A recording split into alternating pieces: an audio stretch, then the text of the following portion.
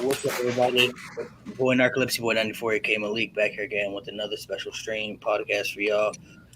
Gonna be doing some topics, some debates today for the Roman and Seth debate. As always, got guests on the channel. I'll let introduce themselves. You guys can plug in your social medias, tell everybody where they can follow you if you guys want, and then we'll get into the conversation. So we'll start with the G Baby, and then after him, Anthony, you go, and then Tia, and then we'll just go in order, and Zay, you'll be last. So Hey, what was going on, y'all? G Baby here. On Instagram and TikTok, it's underscore G dot baby 22. I do a couple sports podcasts, the Keeping the G podcast, and From the Sideline podcast. You can check those out on TikTok as well. Just recently getting into some WWE stuff.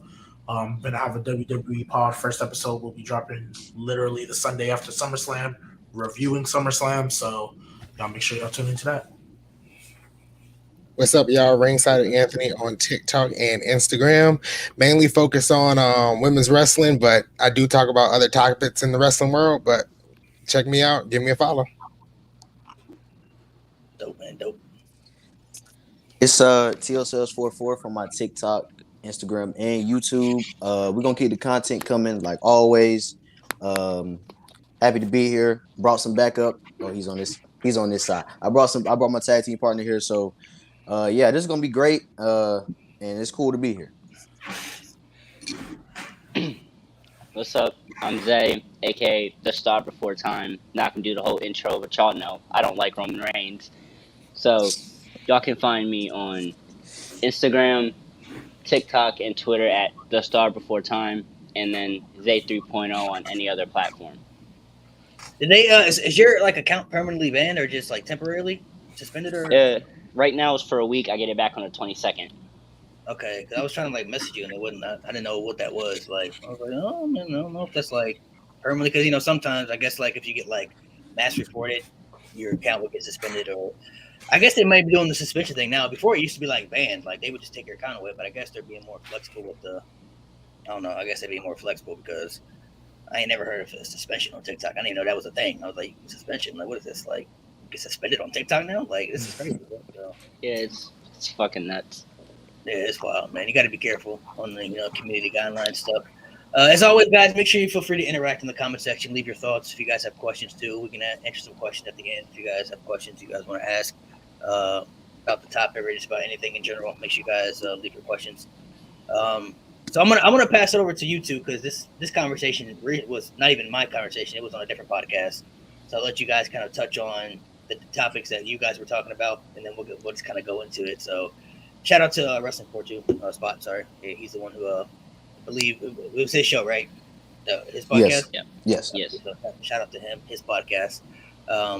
Who I will actually be on his podcast soon. I think next week or something like that. So he asked me. So next week I'll be on his podcast. Shout out to him. But this conversation has been going on a little bit, not even just with y'all, but I think I've been seeing a lot of videos actually lately just through social media. It's not even TikTok, just through social media a lot, man. This conversation seems like it's been going on for years anyway. So I'll let you guys just touch on T. You guys could kind of dabble a little bit on the conversation you guys were having, and then we kind of go into it. Basically, we were having a conversation. At first, it was who has the better legacy, Roman Reigns or Jeff Hardy and Rey Mysterio, right? So this was the same podcast, that whole conversation? Same podcast. So it kind of spiraled into I brought up I would even put Seth Rollins over Roman Reigns when it comes to better career, when it comes or on an all-time list, in my opinion. Just simply due to the accomplishment Seth Rollins has and his matches, all of that. Yeah, that's pretty much where that stems from. So this was on the same. This was on the same pod. Okay. This is on the same pod. It's on the same pod. Okay, so I thought this was all different. I thought this was a different episode. Go ahead. We what started as a simple legacy debate that I think could have been pretty obvious, in my opinion, spiraled into this whole conversation about where Roman Reigns lies in the all-time list, and everybody has their own opinions on it, but me and Teo were saying that we don't exactly put him up there as high as we would put even Seth Rollins. And I think So this As is all hard- basically it's about legacy, like where people rank, all the time. Okay, so I got it. So we can take it from here. I got what y'all saying. So I think legacy wise, it's kind of hard to place any of them right now because they're still kind of in the prime of their career. Extremely. So, they're still gonna accomplish so much more, depending on how long both guys stay in wrestling. I mean, say 10 years from now, I'm saying, who knows? But we don't know what the future holds. So I can understand that. Before, I remember you and I we touched on the Rey Mysterio and Jeff Hardy stuff. We kind of touched on that. So the Seth and Roman debate. I seen that you made the video. You said that Seth had a better career, and then some people, were going crazy in the comments. So the comment section was going nuts. Wow.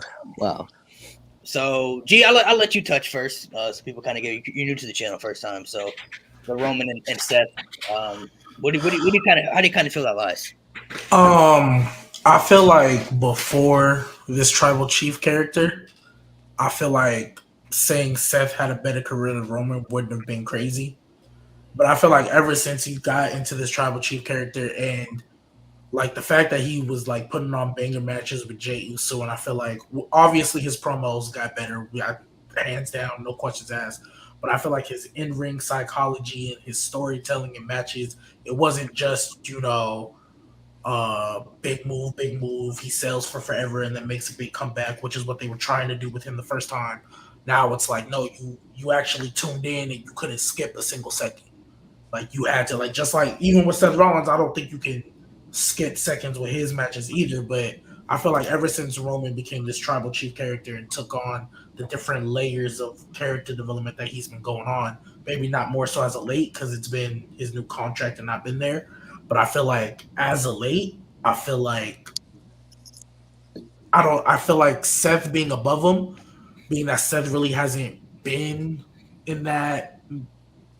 Like I don't want to say not main event, but he hasn't really been winning nothing. And like he had a championship match with Drew. He was in that fatal 4-way at day one. But like he's really just kind of he's been having feuds and he's been doing good stuff. But I feel like Roman is taking it up just like to that next level to the point where it's like I feel like it's undeniable now that Roman would be ahead of Seth as far as legacy wise, even though Seth is, I think, looked at by most as the better in-ring performer.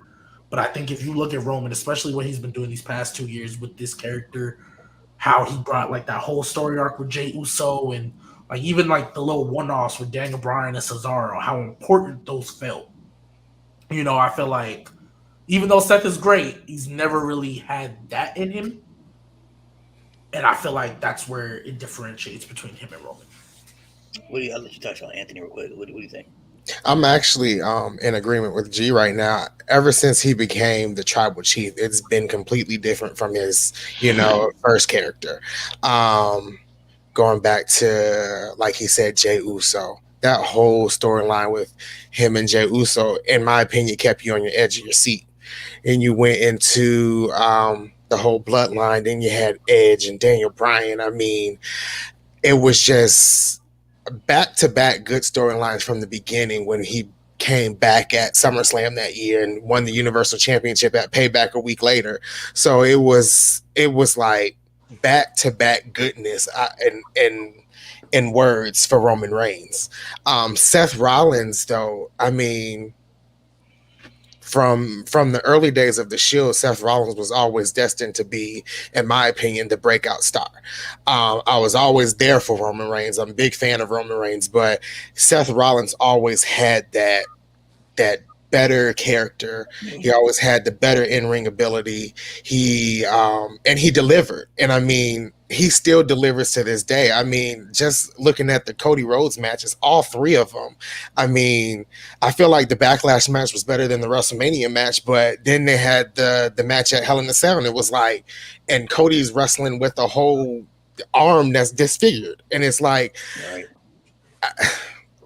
It's very hard. It's very difficult to say which one is better or which career is better, but it's just like Seth Rollins has done his thing, Roman Reigns has done his thing, and so I mean, it's kind of basically it right there. I feel like I do feel like as of right now, I think their careers are pretty equal. I mean, you look at accomplishment wise, Seth Rollins has done a lot. I mean, Money in the Bank, first person ever cash in at WrestleMania, Intercontinental Champion.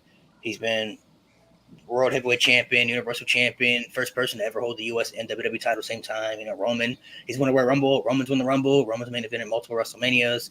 First ever WWE Universal. Like they both accomplished a lot throughout their careers. I think this is what I think the disconnect people have with Roman Reigns is that Roman Reigns was just always the chosen one. It was always handpicked. You know what I'm saying? Above, as far as when I say handpicked, as far as being like the next guy once John Cena was ready to step away from wrestling full time and take that spot. You know what I mean?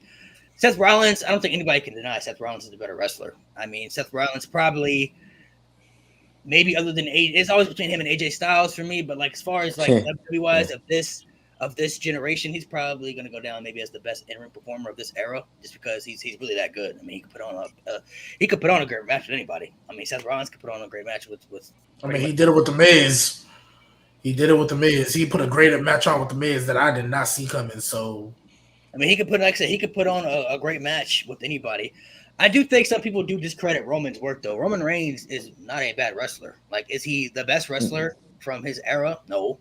But he's had great matches. Even through the Big Dog run, he's had great matches throughout his career. So I think his in-ring work does get discredited a little bit. But Roman Reigns, honestly, Roman Reigns is kind of like, the modern day John Cena when it comes as far as respect wise. A lot of people, especially growing up in my era, a lot of people hated John Cena so much because he was kind of the chosen one. I mean, even though he wasn't the first hand-picked one, but once they kind of pushed him as the guy, it was kind of seemed like he was always just winning all the time. You know what I mean? Like he was just placed in that spot.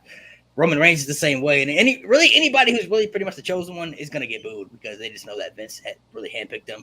It could have been anybody. I mean, they could have picked freaking. It could have been Cody Rhodes for all we know. And they would have booed Cody Rhodes just because they knew that Vince would have handpicked them. But I think the one thing that separates it for me and what holds more weight is that I think draw power holds a little bit more weight than in-ring ability, because you could be a great wrestler, but if you really can't sell out, and I'm talking, when I say draw power, I'm talking about being the man. Like when your name on the card, like a Stone Cold Steve Austin on card, it's gonna sell out just because Stone Cold's there. You feel me? The Rock, John Cena, those guys I feel like hold a little bit more weight because, yeah, they may not be the best in-ring wrestlers, but they can still put on quality matches and they're gonna sell out and make more money than anybody on the card. You feel me? And I think that's what always diverses Seth and Roman for me, is that Seth is a better talent, but I always look at Seth as kind of like the Macho Man of this era. The Macho Man. I was gonna say that. The Macho Man of his era, Macho Man Randy Savage was great at promos, great character work, great in the ring. You know what I'm saying? And a lot of people were invested into him. All around, he probably checks all the boxes above Hulk Hogan, but Macho Man was never Hulk Hogan. He was always number 2 to Hulk Hogan. He was never placed above Hulk Hogan because Hulk Hogan was the big money draw of his era. And I feel like Roman Reigns right now is that. Roman Reigns really don't got to be better at Seth Rollins at anything.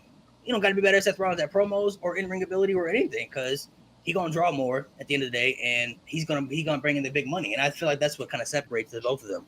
I think Seth Rollins, when they first broke out and first came in, Seth Rollins, like you said, Anthony, always had the potential to be great because he was the best wrestler in the Shield. Promo-wise, I think Ambrose was the best at promos, but Seth Rollins could definitely cut a promo. It's just what separated everybody else from Roman is that Roman just had the look, and that's what it all came down to. He just, the look that, when I say as far as like WWE looks at him and say, you know what, we feel like we can make a lot of money off him, and we feel like we can make him our next top star. I feel like I made a video on this that I'm gonna drop earlier. I think the word buried could be overused in wrestling a lot when it comes to certain superstars, because when it comes to the word being buried, superstars are the ones who always take that backlash. But if you really think about it realistically, is it really the superstars who are burying talent, or is it the boss who's burying the talent? Because always one guy in the WWE whose word is above everybody else. Everybody has to do what he says. So even though some talent may, they could use their little backstage powers and, they could put in their 2 cents and everything, but at the end of the day, Vince McMahon still is the owner. Whatever he wants is going to have to get done. He has the final say over everything. So is it really his decision, or is it really the talent? And I feel like with Roman Reigns, what hurt him so much in the beginning was they tried to really push that babyface run, kind of in the beginning. You know what I mean? But then it kind of seemed like, at least to me, it kind of seemed like WWE started to do it purposely because they knew. I mean, you can't deny the reactions. They could hear the reactions, and I kind of feel like WWE kind of was like kind of pushing it purposely at one point. They were like, okay, this is how you really feel. Now we're really going to kind of push you in that direction. This to really piss y'all off because this is the guy we want, and y'all don't want him, but this is who we want. And it kind of felt like that for me, especially during that 2017 run, you know, when he beat Taker at WrestleMania and all that stuff. And you thought he was going to turn heel after that promo, and then he didn't. Yeah, that's exactly what I was thinking about. I kind of feel like they really, like if you look at the Roman and Brock match at WrestleMania, the second one, not the first one, the second one, that was really like a slap in the face to the fans because WWE knew that nobody wanted Brock to be the champion anymore because he had been the champion for a little bit too long. And he wasn't there as much. But if there was one guy on the roster that people equally didn't want to be the champion, it was Roman Reigns. So they put them two in a match together at WrestleMania, and the fans kind of like in a lose-lose situation. It was kind of like, well, we don't want either guy to be the champion, so it's kind of like it says fuck us at the end of the day because one guy got to win, and we don't want either guy to win the title. Yeah, and what I will say with that is like at least people, and I remember vividly, at least people were like, well, at least if Roman's there, at least it'll be on TV every week. At least we'll have a championship match every month. Like at least there'll be some intrigue there. But with Brock not being there, I think he only defended that title like 3 times. Like in 1 year, I think it was SummerSlam. I don't even think it was there for Survivor Series, maybe Royal Rumble, and then the Saudi show. Like it was horrendous. Yeah, it was bad though. But between Roman and Seth though, I do think. I mean, in my opinion, I don't even think there was really ever one time Seth Rollins was ever above Roman Reigns for me, and that was the 2015 run when he was WWE champion. But ever since then, he just never felt like the guy like Roman did. I mean, WWE always kind of made it clear that Roman Reigns was going to be the guy. And I know some people were kind of like, I don't want to say shocked, but it seemed like some people were kind of like shocked when they were pushing Roman the way they did. But it was like, I don't know why it was so shocking to people. Like they kind of made it clear that Roman Reigns was going to be next. Like it's just, if you saw the signs, it was just there. Some people just, I guess, were just a little, maybe they're too upset about it. You know what I mean? Like they felt like other people should have been in that spot. But that really goes with all top guys, though. I mean, not all top guys. When you're in the top spot, you don't have to be the best at certain things. There's just certain things that the company sees in you that brings value out of you, and that's where Roman Reigns is at right now. I feel like Roman Reigns, the character that he's being right now, he could have been this. He could have, if they just let him just do his thing years ago, we could have been had this. And see, look, that's my thing with Roman. My thing with Roman is Roman Reigns is playing catch up because like the first couple parts of his singles career, he's had like those bad reactions. And, you know, all this like stuff has been went wrong. The crowd has rejected him. He's playing catch up, you know, and he's catching up with all these guys on this all-time list. Right now, on this run right now, this is an all-time run. All-time run. No debate. It's an all-time run. He's the guy. He's the guy. But when it comes to this legacy debate, I feel like it's on what you value. You know what I'm saying? Me, I more value like what's the impact they made on the business, what people have they inspired, stuff like that, right? And when you look at it that way, it's Seth Rollins. But like the way Narcolepsy is saying it, you know, who's the guy that brung in the big bucks? Who's the guy that brung in the money? The top guy? You know, I can see how you would go with Roman Reigns. So when you say like, you know, it's. But I want to say though, those reactions you're talking about, were those bad reactions? Were those really that bad though? Because John Cena got a lot of those same reactions throughout his run, and was it really that bad? Yeah, I was about to say because with John Cena, at least, yeah, you got the reactions, but once you heard the 1, 2, 3, cheers, or almost all the time because the matches was that good. And I'm looking at it too, like those type of reactions. Is it better to get those type of reactions than no reaction at all? Like that's true. If people are reacting to Roman that way, then obviously they care to an extent. Even if you really dislike him. No, that's how I kind of felt about. That's how I felt like John Cena was throughout the years. Like people were always saying like, "Oh, John Cena is bad for wrestling," but it's like you still watching though. You watch everything he do. So like, does he really suck that bad, or you just don't like him that much that you just hate everything he does? This is my thing. I feel like while Roman was getting those reactions, Seth Rollins was getting any type of reaction he demanded. So if he was a heel, he was getting heel reaction. He was a face, he was getting face reaction.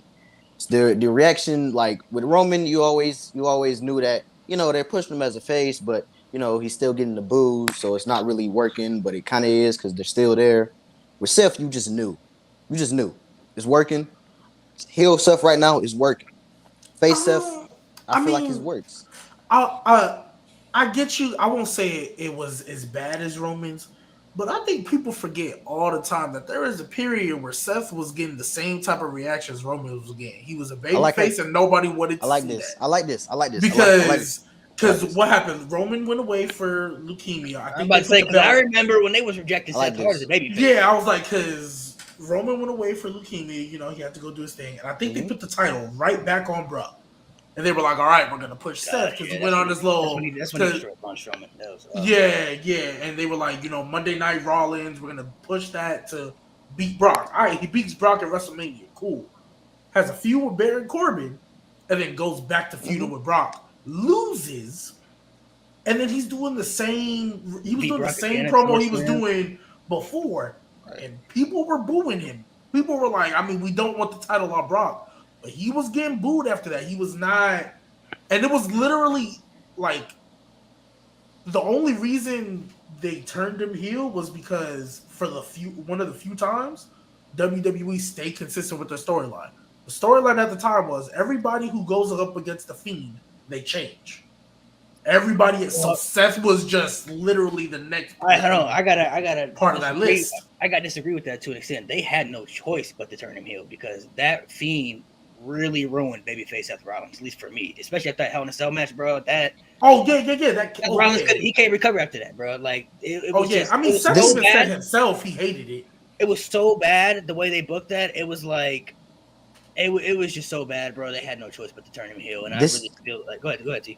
This is my thing about it because I'm glad he brought it up because I actually was talking about this. The thing about that one bad Seth run, right?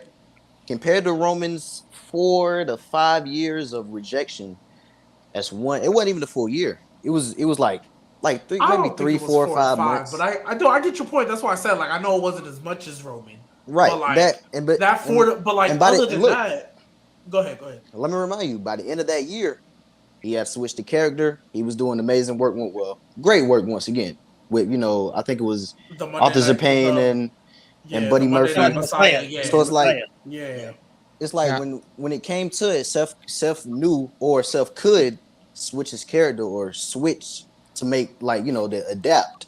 With Roman, can I hit you with a question? See, that's the thing though. Like I don't feel like they let Roman though. Like, that's where I was going. Look, and this is the thing that's not Roman's fault. That's not Roman's fault. Yeah.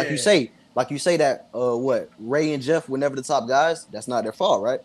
That's not Roman's fault that they didn't let him, switch into something different.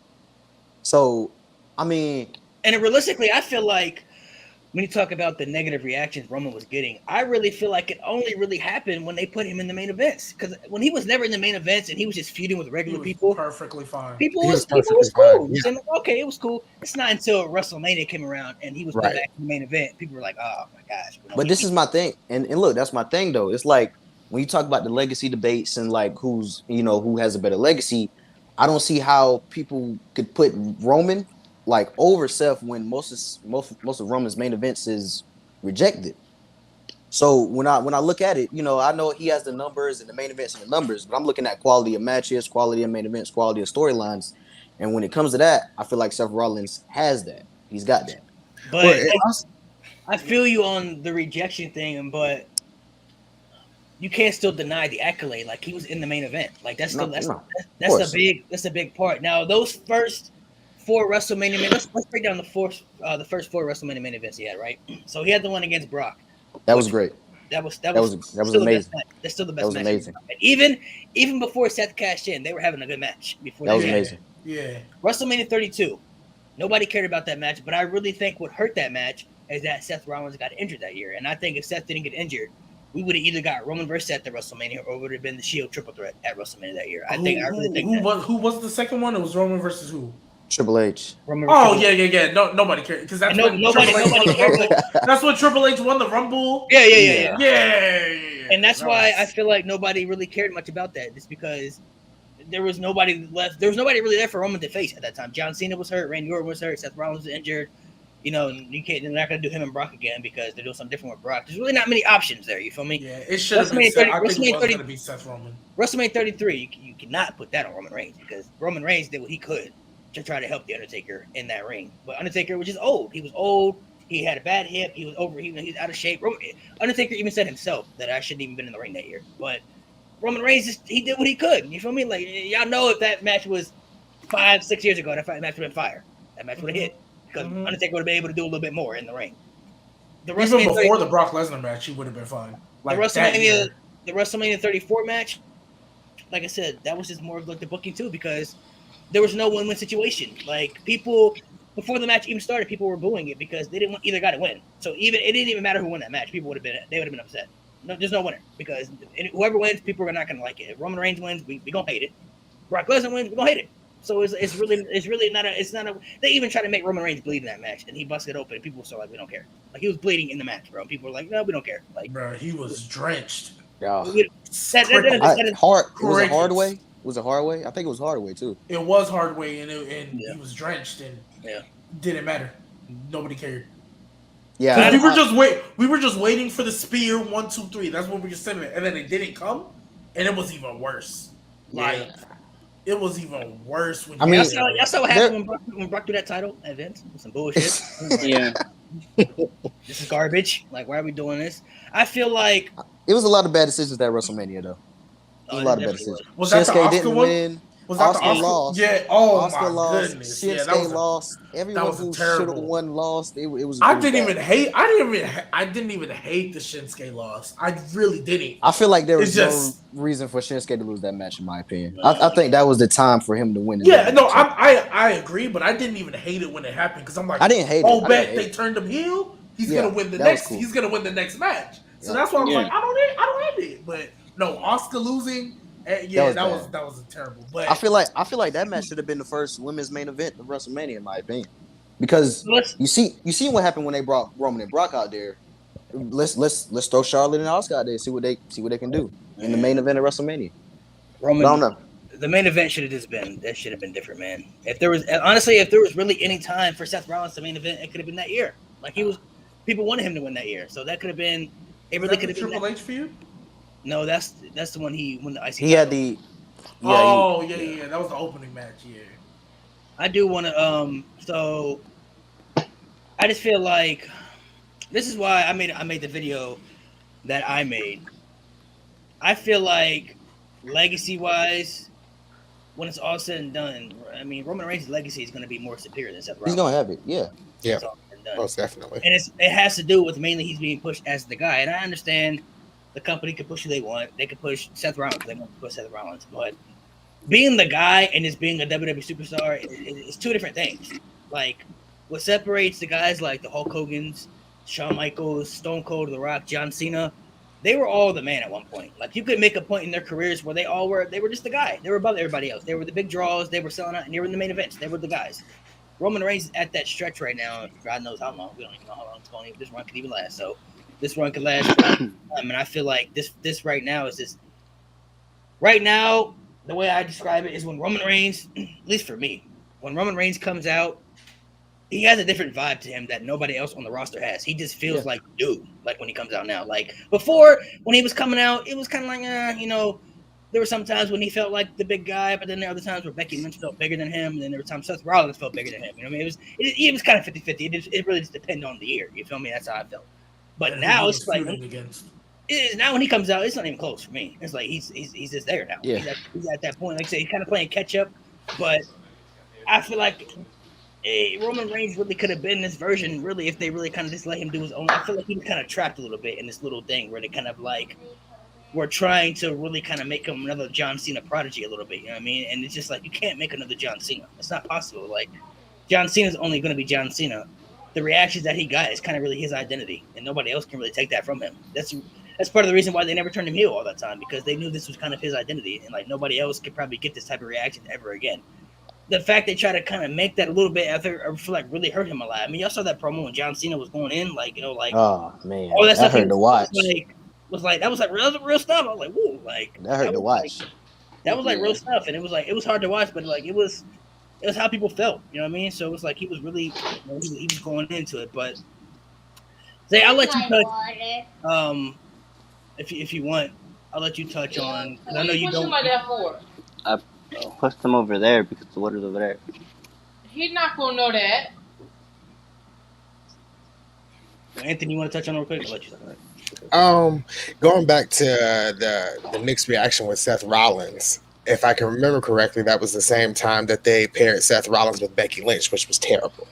Yeah. And they had the Man's Man T-shirt, and I think Becky Lynch was feuding with Lacey Evans, Yeah. and I don't remember who Seth Rollins was feuding with at that Baron time. Corbin. But Baron Corbin. Baron Corbin, yeah, all of that led to that Hell in a Cell match with the Fiend, which we all know was terrible.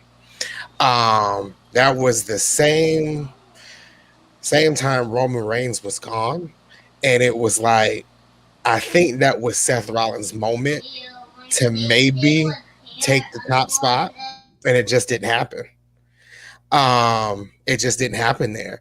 And I think the biggest mistake, if they didn't pair him with Becky Lynch, we all knew they were a couple at that point, but if they didn't pair him with Becky Lynch, because Becky Lynch was already bigger than Seth Rollins at that moment, and in all honesty, I felt like when they paired them together, it kind of made Seth Rollins smaller than Becky Lynch, because Becky Lynch was already in my opinion, Becky Lynch, if there was a face of the company at that point, it was Becky Lynch.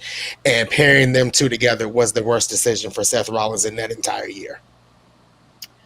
Zay, I'll let you touch on, man. Just touch on why you don't like Roman Reigns. I know you don't like Roman Reigns, but let everybody know what about Roman doesn't appeal to you.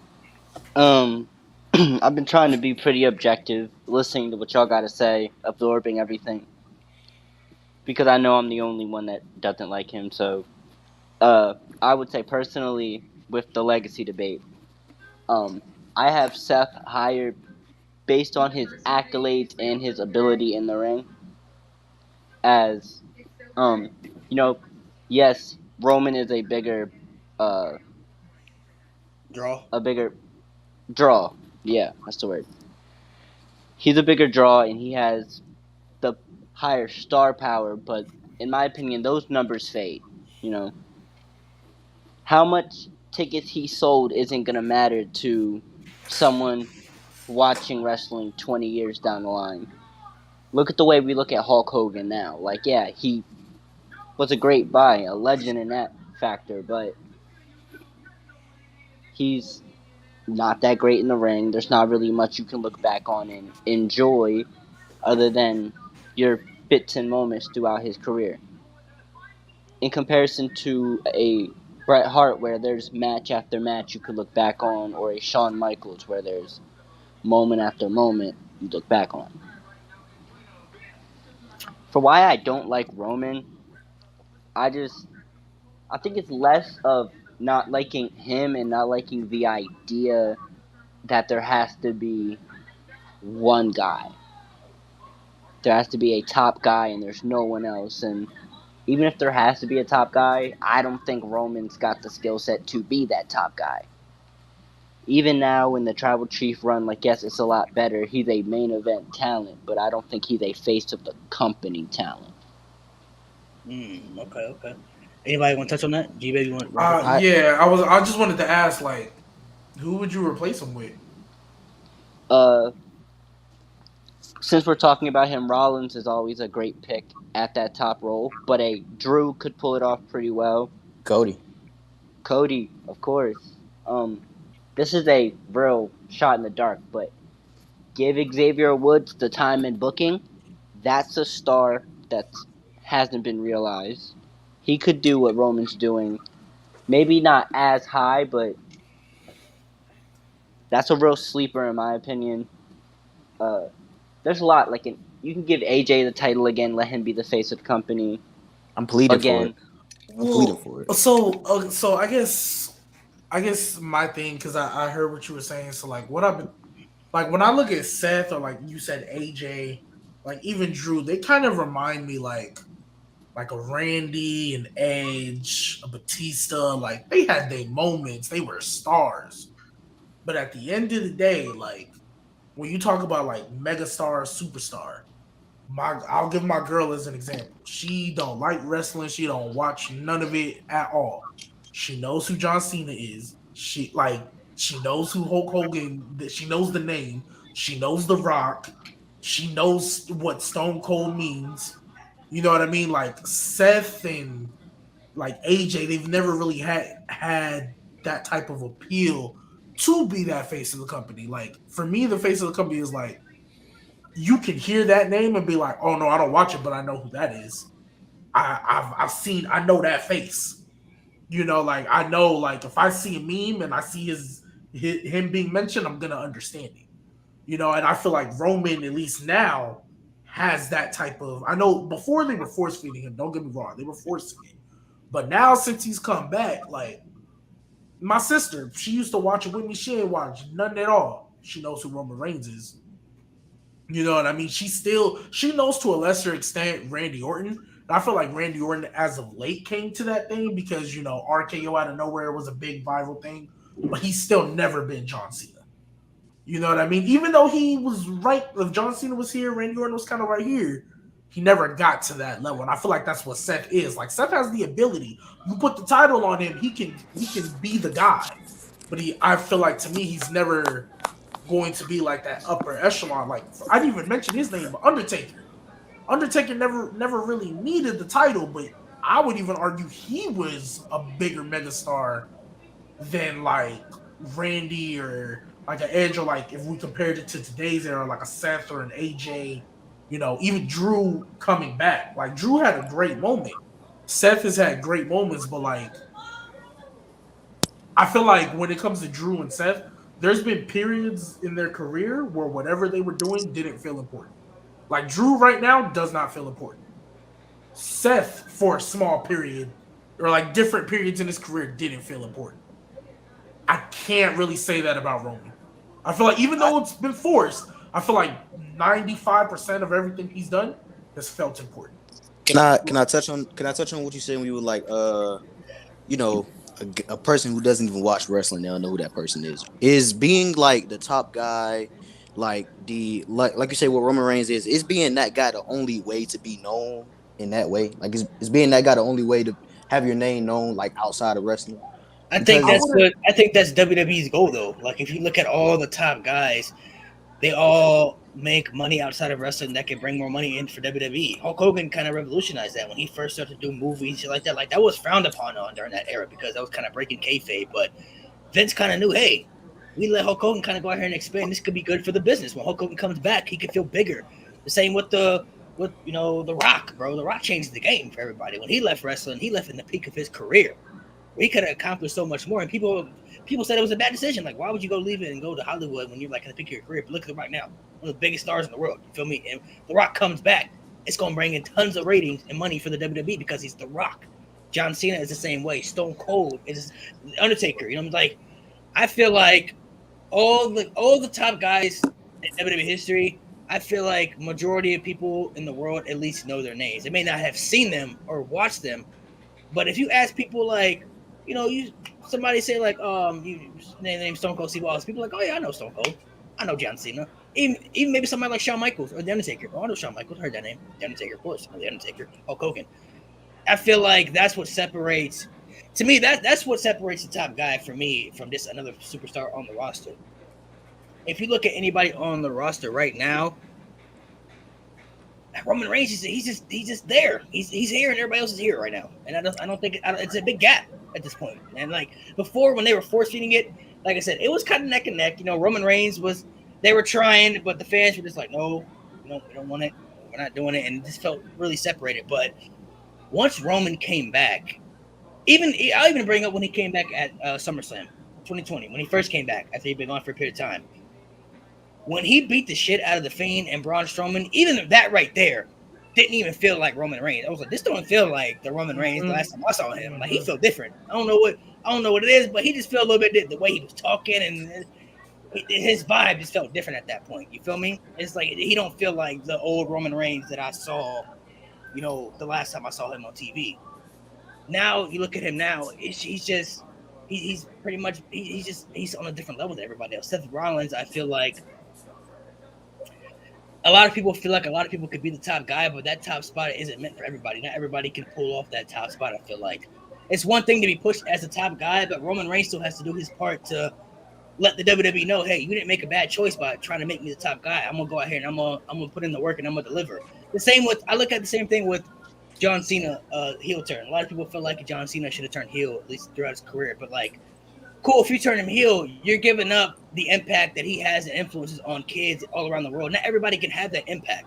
You can't just replace him with somebody else and just expect somebody else to fill those shoes. Not everybody gonna have that impact.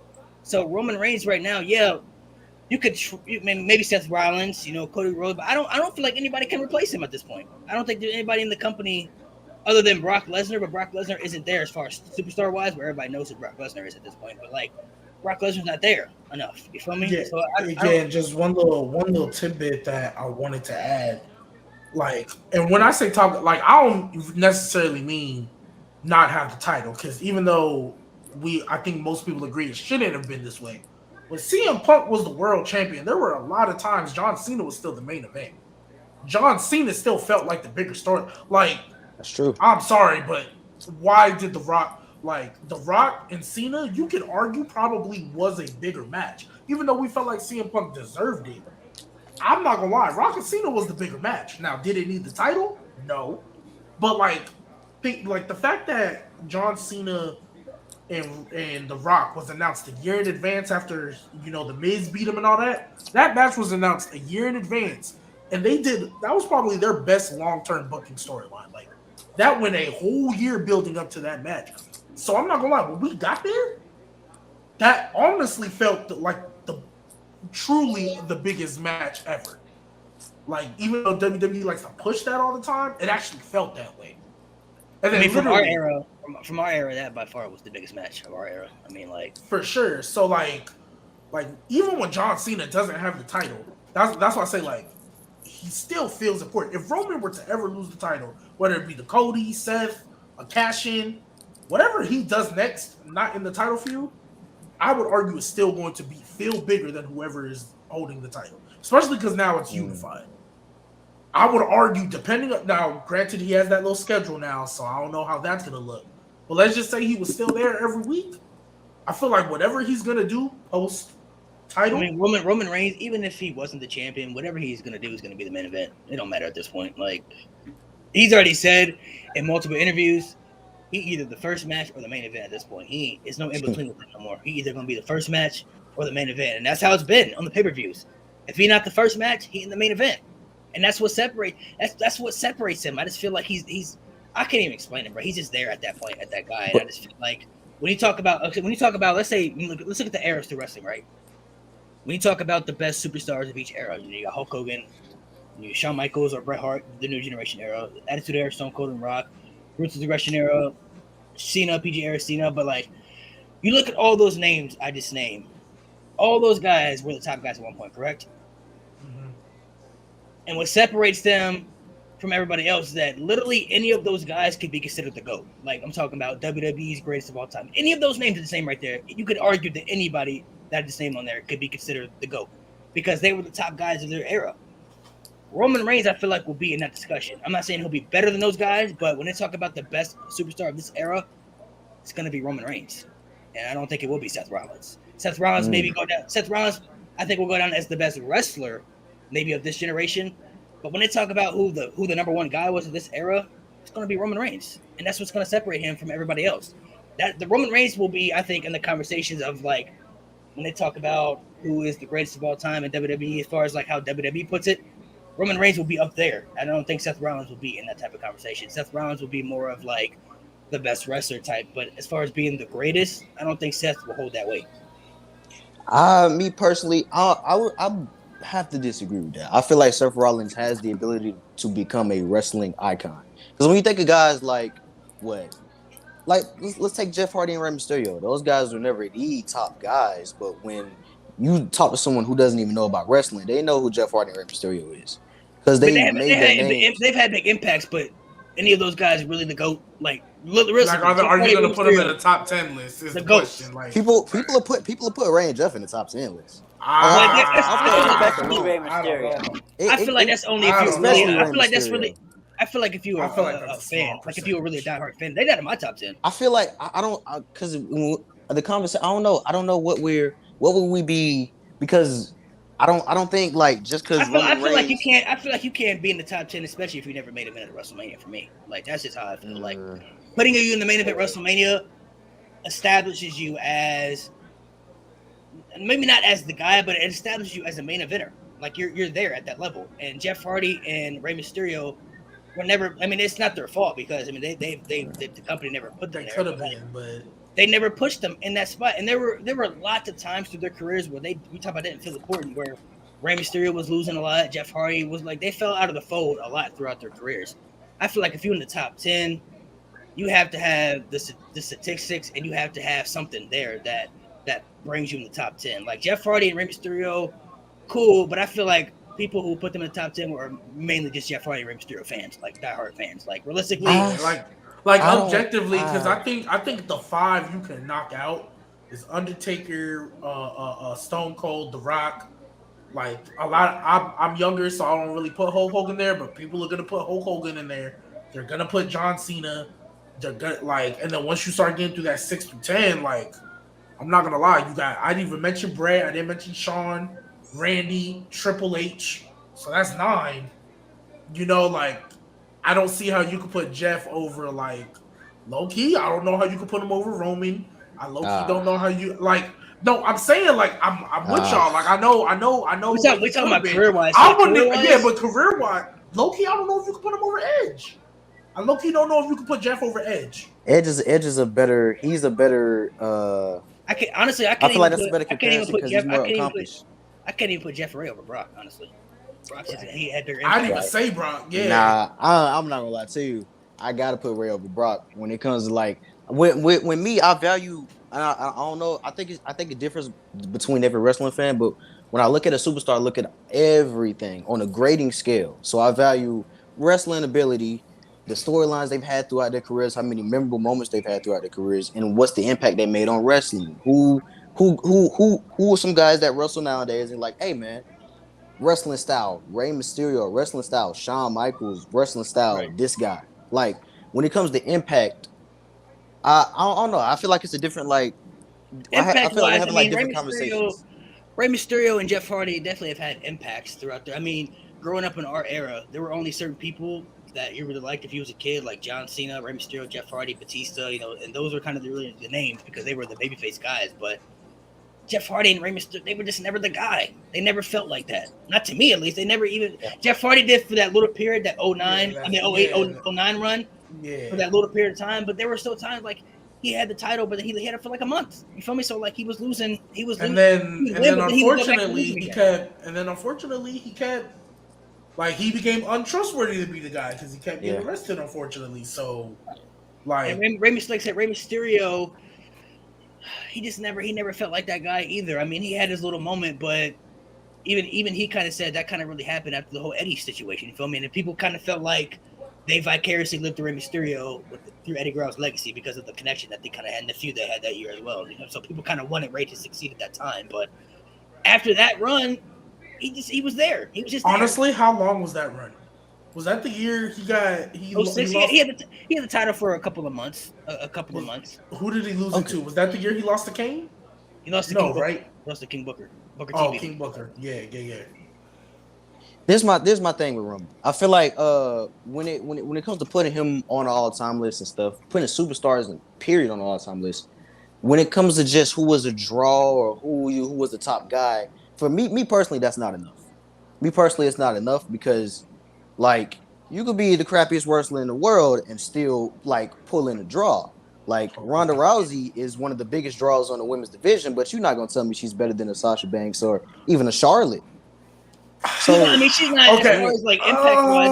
When it comes to Ronda Rousey hasn't been there long enough either, though. Like she hasn't. That's a little different. And look, that's my thing. Roman Reigns hasn't been at this high level, like I don't think enough to put him up there with those guys yet. I think he'll finish off.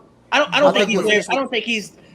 I mean, personally, right now, he don't make my top 10 right now. Yeah, he's not there yet. When it's all said and done, he's gonna be in that top 10 somewhere, and he's gonna be. I mean, just the way they're pushing him, like the way he's on the path he's on right now, they're really trying to solidify him. Honestly, WWE seems like they're really trying to solidify him after the rest of all time, but it'll be too hard just because there are too many legends that came before him. That it's going to be too hard for you to put Roman over certain people. Like Roman Reigns, yeah, they may give him a really good push, but like when it's all said and done, how you gonna put Roman over Cena or Taker or Shawn Michaels or Stone? Like these guys are so iconic, you feel me? So like they've already cemented their legacy so much, so it's gonna be hard for you to put them over those guys. But somebody on that top 10 spot gonna have to move out because Roman Reigns is coming in. And then, like, to your Ronda point a little bit, I want to say to me, that's a little different because all these other top guys we talking about, to my knowledge, came up in WWE and then got even, like, for like The Rock got bigger after. Stone Cold got bigger after WWE when it was at its peak. You know, Undertaker was a character for years that just got really popular, and then the fact that he did it for a longer period of time, that just helped solidify, like, everybody know the Undertaker. People be using his theme songs, you know, and all that. Ronda came from UFC where she made herself a star there, and then they just put her in. So, like, yes, she's a draw in that sense, but like, that's a little different for me because when you talk about build up WWE, I would say, like, in the WWE world, Charlotte, Becky, Bianca, and to a lesser degree, Bayley would be bigger stars than Ronda. But Ronda brings the mainstream appeal from, you know, because I would like to think more people watch UFC now than WWE, like, where it might have been different in the earlier years. So that Ronda, like, I get she's a draw by default. But, like, these other guys are draws just because they're those guys. You know what I mean? Ronda's kind of like a by default type of draw, because people are gonna know that name because of UFC. But that's my thing. That's why I feel like the draw, when you attach that to someone's name, I feel like that's kind of flawed because I ain't paying anyone could be a draw.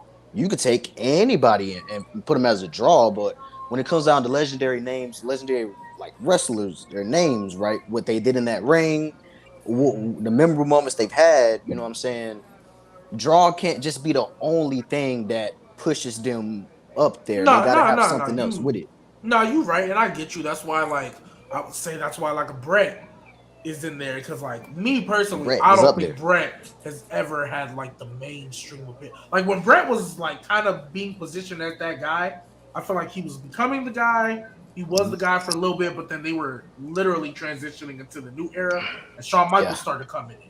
So it was like Bret really didn't have that opportunity to be that guy for that long, like, you know, a John Cena or whatever the case may be. So, but like, it's just legacy wise, it's just like, who's your top 10, T? I want to know. I'm curious.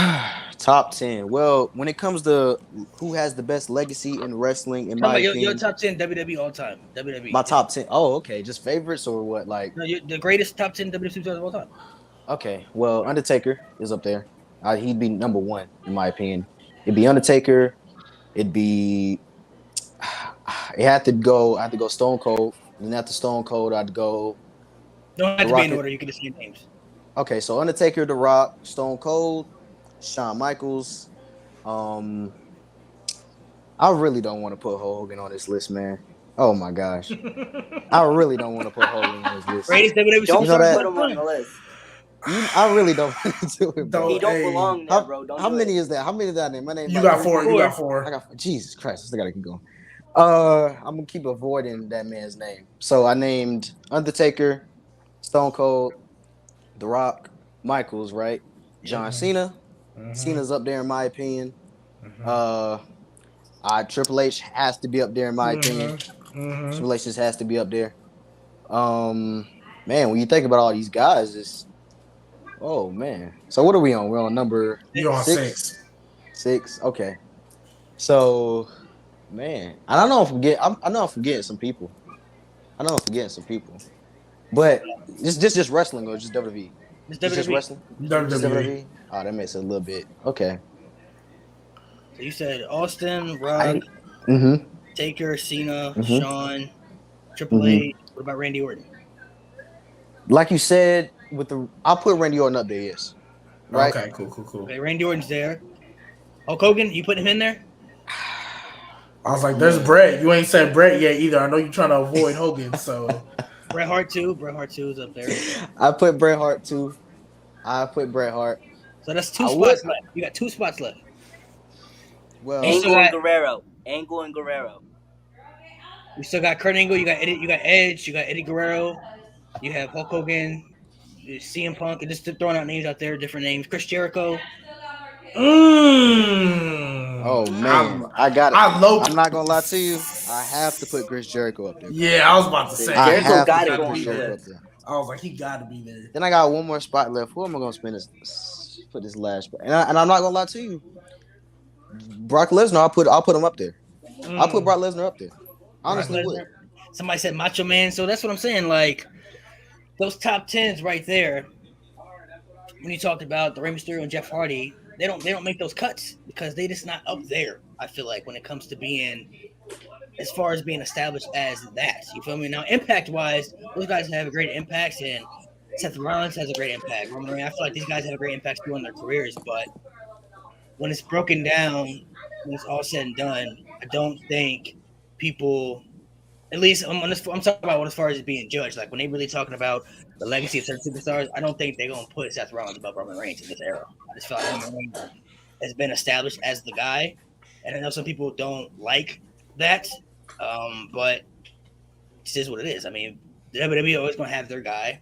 They don't really have to put this one person as the guy, but it's been like that for decades, though. That's kind of the WWE style, I guess you could say. They've been doing that for generations. Hulk Hogan, Bret, Shawn, Austin, Rock, Cena, Roman. Now that's just what they do, and it sucks because they could push Seth Rollins a little bit better. I'm saying because he has been losing a lot lately, and he's been helping, I think, put other superstars over.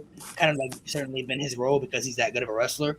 But as far as the legacy wise, I don't think he can have the credentials as far as impact wise. Like I think for me, draw power just like I said holds more weight than this being a great wrestler. You could be a great wrestler, but if you can't bring in that venue that we need, that's why if you look at the eras through like Bret Hart and Shawn, like those eras suffered a lot because even though those guys were good wrestlers and they were good draws, they didn't draw enough. You told me of that era. The new generation era is probably when WWE suffered the most financially because they just didn't have the appeals there. They had Shawn Michaels, they had Bret, but they didn't really have other people there that could appeal. I feel like when it comes to the draw thing, I mean, I don't like to put that all on one person because when you talk about those type of eras, like most of the time, like wrestling was like going like suffering in general, or just like stuff was suffering in general. Like it was. When you talk about that's why certain people, I don't like when you talk about a ruthless aggression era, right? That's an amazing era. There was like people would say John Cena was the top guy, but in my opinion, I feel like there were multiple top guys in the company, like multiple. And I feel like that's what they need to get back to nowadays, trying to have, instead of having one guy, like Zay said, instead of just having one guy, a gap away from everyone else, I feel like have like a ruthless aggression type thing where it's a bunch of guys or like 3, 4, 5 guys. That's the top guys. You don't think they're trying to do that right now? I don't think they've put in a lot of effort, in my opinion. I think they don't. The time they really started trying to do that is with Cody Rhodes. I think that was going to be the first guy they started trying to do that. Cody Rhodes. Yeah, but I know he got hurt, but like low key, even though it's WWE, so you never know. Like they don't follow through. But I think they're genuinely. You got Riddle, you got Theory, Cody, even though he's a little older, but he's got the mainstream appeal. And then I low key think Gunther. Yeah, even though I hate the name change and all that, I think they're gonna do good with him. Yeah, they show no signs of not. Absolutely. And I know Vince McMahon has a thing where like people in their accents and stuff. Like Gunther's isn't even bad. Like you could still like you know what I mean. And then even if like you want to combine women in there too, even though SmackDown's women's division is awful, I think Bianca, Becky, of course, Asuka to a lesser extent, and when Bayley comes back, and then of course Charlotte's always going to be there. I think low key they kind of got a good crop because Roman can't do this forever. Like Roman can't, and I genuinely think he's going to win at Mania, and then after that it's kind of like just TikTok when he loses his title. Like I think they're holding out for Roman and Rock, and then he's going to lose it after that. So I think once that happens, you're going to see like the ascension of. And I mean, they also tried doing it with Big E. I think Big E was on his way before Roman caught COVID, and they just threw the worst plan at the wall and stuck with that because I think Big E still could have retained regardless. And then Yeah. he got hurt, unfortunately. But they were doing it with him, And then I know not a lot of people don't watch NXT 2.0, but there's no way you're not going to tell me Braun Breaker. There's a bunch of future stars in Carmelo NXT. Hayes. I think Oh, my those two goodness. for sure are like gonna come in. I think for sure they already like have Braun Breaker set. I get excited just thinking about that. Yeah, bro, those two I think for sure. Because I mean, it's Bruce Pritchard is down there, so we still got whatever Stevenson coming in too. I gotta wait and see on that because right now that man shows no. Man, I'm not gonna lie to you. No They gave that charisma. man. They gave that man 2 WrestleMania moments, the first night and the second night. They don't do that for just a willy-nilly person. I feel like Gable is gonna be. He's gonna be one of those guys. I think they want to make him into that, but like I gotta see more because right now I feel like they can. No character. I mean, when you see what they did with Roman Reigns, it's like for years, like they was trying, and then they struck gold. I feel like they can. Somebody said Santos Escobar and Grayson Waller. Those two. Oh man, those guys are amazing. Oh my those God, two are great names. Go ahead, Anthony. I'll let you talk. It's been a minute. You touch on some things you want to touch on. You've been listening for a minute, so some things you want to touch on. Going back to the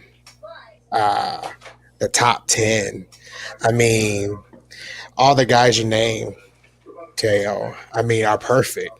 But like G said earlier, when you talk to people that are not wrestling fans, like my brothers, my 2 older brothers, they watched it when they were younger. But if I mention like, hey, I'm about to watch SummerSlam, I'm about to watch WrestleMania, they're like, who is Roman Reigns facing? They don't know anybody else, but they know Roman Reigns.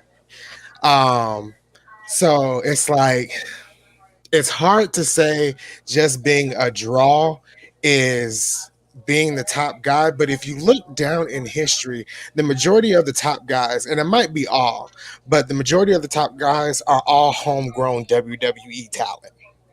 John Cena, Roman Reigns. I don't think Roman Reigns wrestled anywhere else but the WWE. I mean, the only 2 were Hulk Hogan and Stone Cold. Exactly.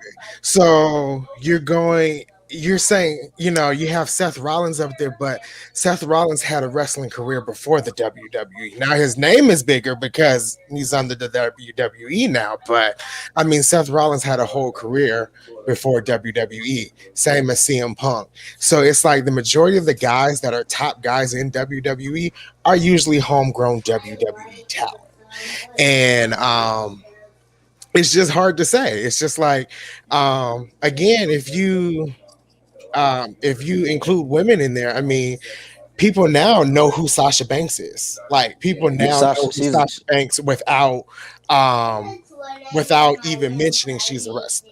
Like I have a coworker now who watches The Mandalorian. And she was like, do you know this person? She was like, they claim she's a wrestler. And I'm like, yeah, she's a big wrestler in the WWE. That was a few months ago before Sasha left. But it's like the majority of the talent that the WWE has created, that's top guys, are always WWE homegrown. So what separates Roman and Seth for you as far as legacy-wise? Who do you think is going to hold more weight? Roman Reigns. Oh, Roman Reigns is going to be more of a bigger star than Seth Rollins. Coming down to, like you're saying, the top 10 in 2030, 2040, it's going to be Roman Reigns. It's not going to be Seth Rollins. It's definitely going to be Roman Reigns. What about you, G baby? Well, we'll touch on the subject. I'll let everybody talk on it. Yeah, I'm gonna say Roman Reigns. It's just he kind of hit it on the head. Like in 20, 30 years. I'm not saying people aren't gonna remember Seth because people remember Bret, people remember Shawn, but right. Like I really put it to this tribal chief character. Like you said earlier too. Like he had good moments in his big dog run, and even when he came back from leukemia, the crowd was kind of like, "Hey, like we're happy that you're back." Like because when he was about to face Goldberg for that, nobody was really giving pushback. They were like, okay, because what we were shocked about is that they didn't rush him to the title. It was like, oh, they took their time, had him do some stuff. Hey, now's the perfect time to put the title on him. Can't wait to see what type of run they're going to give with him now that he's back.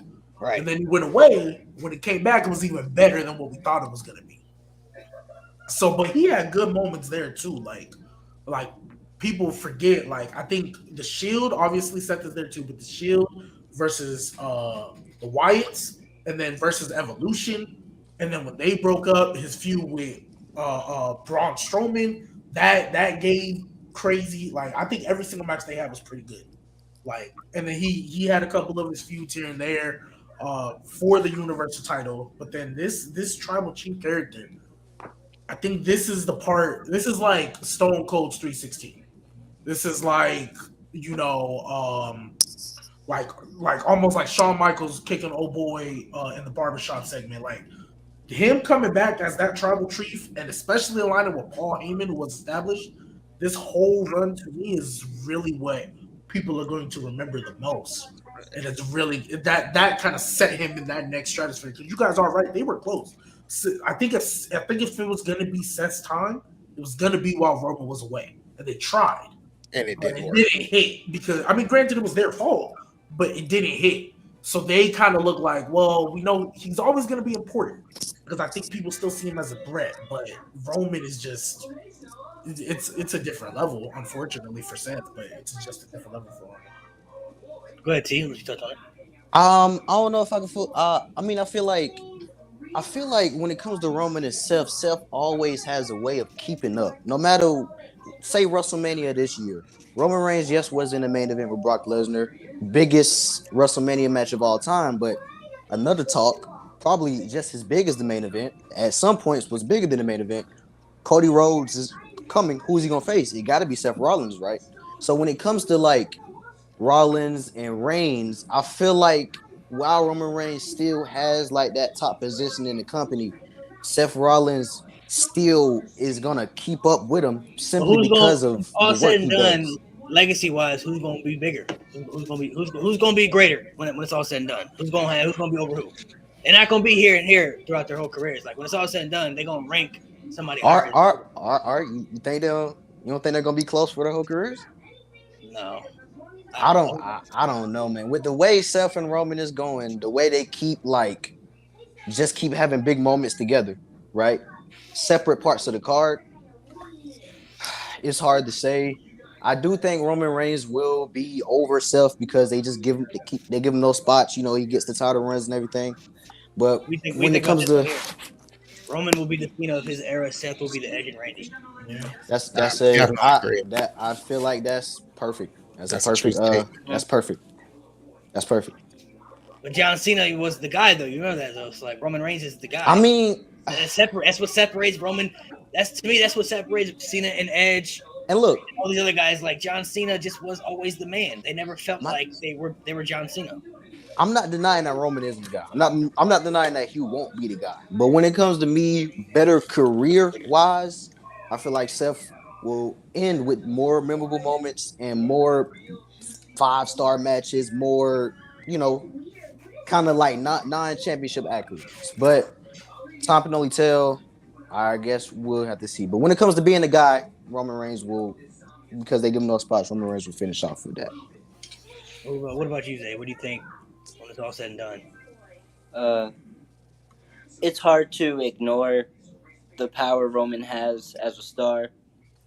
When it's all said and done, Roman will likely rank higher. Do I think he should rank higher? No. I think when it's all said and done, Seth should be the higher ranked wrestler based on accolades and just overall impact. However, Roman's star power is going to be hard to fight off. So, if you don't mind me asking, just real quick, because you mentioned that earlier, like the accolades part, like what accolades do you necessarily mean? Because if I'm not mistaken, they pretty much got the same amount. I think just Seth has more tag titles because they was flopping back and forth with the Bar, that little feud that they had. But like, I guess I just want to know what accolades you mean. Seth does have more overall championship wins, not like world titles, but overall championship wins. Seth does have more. Okay. Seth, Mania main events not as much, but he has, in my opinion, bigger Mania moments. the heist of the century I agree is with probably you. the biggest WrestleMania moment of all time. Up there I'd with argue he has like better moments, like Roman's Royal Rumble win compared to Seth's Royal Rumble win, like Roman's best matches compared to Seth's best matches. I feel like Seth has that. Well, let's break down However, the accolades. And I mean, both guys have won a Royal Rumble. Seth has won Money in the Bank. Roman has not. Seth cashed in at WrestleMania. Roman Reigns is the main event of multiple WrestleMania. Seth Rollins has never main evented at WrestleMania. Both have been Intercontinental Champion, U.S. Champion. Both have been multiple World Champions. But when you break it down, though, I mean, I feel like Roman Reigns' World Title run is better than any World Title run Seth has had, especially this Tribal Chief run. I do WrestleMania moments you could probably give to Seth. I mean, the heist of the century, and then you look at when he won the IC title too. I thought that was pretty dope. Crazy Mhm. Uso just said it. That RKO with I mean, you could call it a Randy moment. That little curb stomp into an RKO, that was ridiculous. Like that technically can count for him too. Yeah, that's so I two mean, Mania moments in one night. he has that. But when we let's talk about the impact wise. I mean, impact. I feel like Seth will have a bigger impact on wrestling when it comes to like just wrestling than Roman. We're already seeing Seth's impact in Nathan Frazier. I feel like people who want to wrestle like Seth, mimic their character around Seth, the way they do their promos, like the whole Joker thing he does. Yeah. I mean, the Tribal But, I Chief mean, you character could is probably make amazing. the It's all same. time. You could You probably could, make the same about Roman though. I mean, Roman maybe not as far as the wrestler, but people probably like, man, I'd love to be Roman. Like, I, I I would love to look like genuinely Roman. Like, I genuinely think Roman's in-ring IQ and ring psychology and storytelling doesn't get talked about enough, and it's underrated because I think the way, at least since his tribal chief character, the way he's been able to captivate you, like you at the edge of your seat, you might know he's gonna win, but you want to see like how this plays out. I feel like that is a very underrated part, but for for sure. sure, Seth, AJ, Daniel Bryan, those three to me, or Bryan Danielson now, those three to me, like, if you want to be a great wrestler, you watch them. If you want to be a When it great comes to in-ring wrestler, you watch them. all out wrestling, like pure wrestling, I got AJ Styles as my greatest of all time, in my opinion. When it comes to just pure wrestling, Shawn in Michaels, the bro. company, I feel Shawn Michaels was primarily in WWE. AJ Styles world titles in different companies, But moments in different companies. we talking about this in ring wise. Yeah, like just strictly in ring, strictly in ring. Oh yeah, I can't put him by but Shawn Michaels. I'm had to go AJ Styles. I Different might be able to companies. put Bryan Danielson over Michaels. I was about to say, I think I Yeah. could put both of them over Sean, to be honest. What? I think I could put both of them. Sean's my goat, but Bryan's Yeah, Sean's my go-to. he's on another level. I might have to put him above Sean in ring. In ring wise, I just think Shawn Michaels up here and everybody else is number 2 for me. Like Shawn Michaels changed the game when it comes to in-ring performance. Like he could put on a great match with anybody, bro. It didn't matter who he was wrestling. And this was going on during all the backstage shit that he had going on too. Like he was so good in the ring. WWE had no choice but to keep him around because nobody could touch him in the ring. Like maybe other than Bret Hart, but like, and then you look at his comeback, bro. This dude took 4 years off, came back, and bro, that dude is just. That's my goat, bro. That's a goat. No, I'm with you on that. I'm no disrespect to Sean. It's just I look at the way AJ and AJ would be on my Mount Rushmore, but above Shawn Michaels though. Oh man. Yeah, Well, I mean, when it comes to modern era, I got AJ, but it comes to like back then, you gotta have like Ric Flair up there, just simply due to the different companies he performed in and the way that he changed And wrestling. I mean, honestly, really, I don't even know if I would put AJ in my number 2. Kurt Angle's up there for me too, bro. Yeah. Kurt Angle was up there. Kurt Angle, bro. Kurt Angle was one of those wrestlers that made wrestling feel real. That's why I love Kurt Angle so much, bro. Like Kurt Angle, at one point throughout his stretch, not many people I feel like can say they at one point were the best wrestler on the planet. Like Kurt Angle was the best wrestler on the planet at one point. Like at one point he was the guy. Like he may not have been the top guy, but as far as being the best wrestler, he had that nod at one point. Yeah. AJ probably had it at 1.2.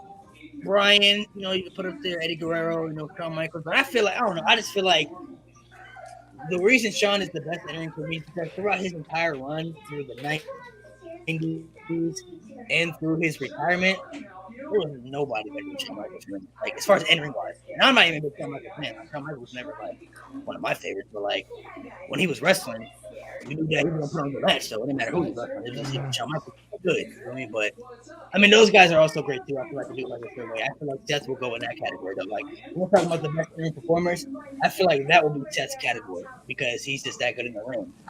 But legacy wise, doing the best, I think that goes to Roman. I said somebody asked me a question. They said, "Who's better, Seth Roman or John Moxley?" I mean, I don't know if I could just answer that straight up. To be honest, I gotta split it into categories. I can't just say like who's an all-out better, Seth Roman or John Moxley, because they both got their own like abilities that makes them like different. So I don't know if I can just answer that straight up. What do y'all think though?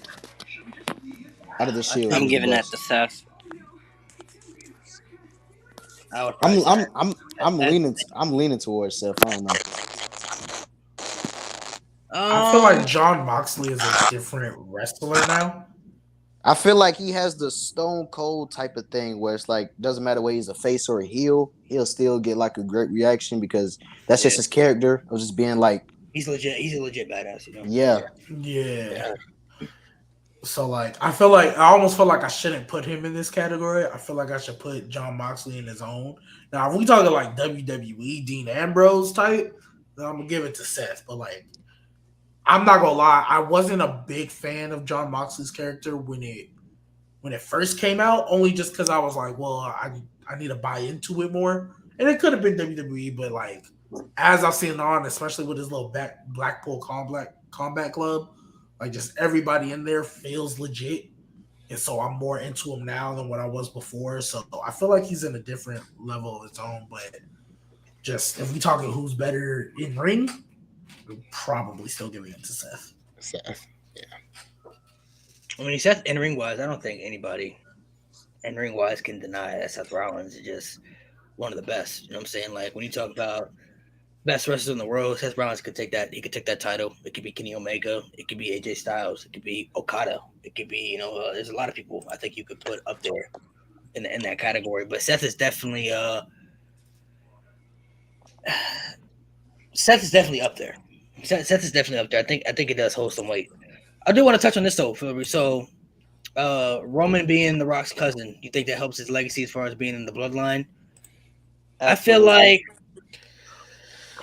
I feel like with that argument though, you gotta hold weight with other wrestlers too, like Randy Orton and all the other guys who had. That's true.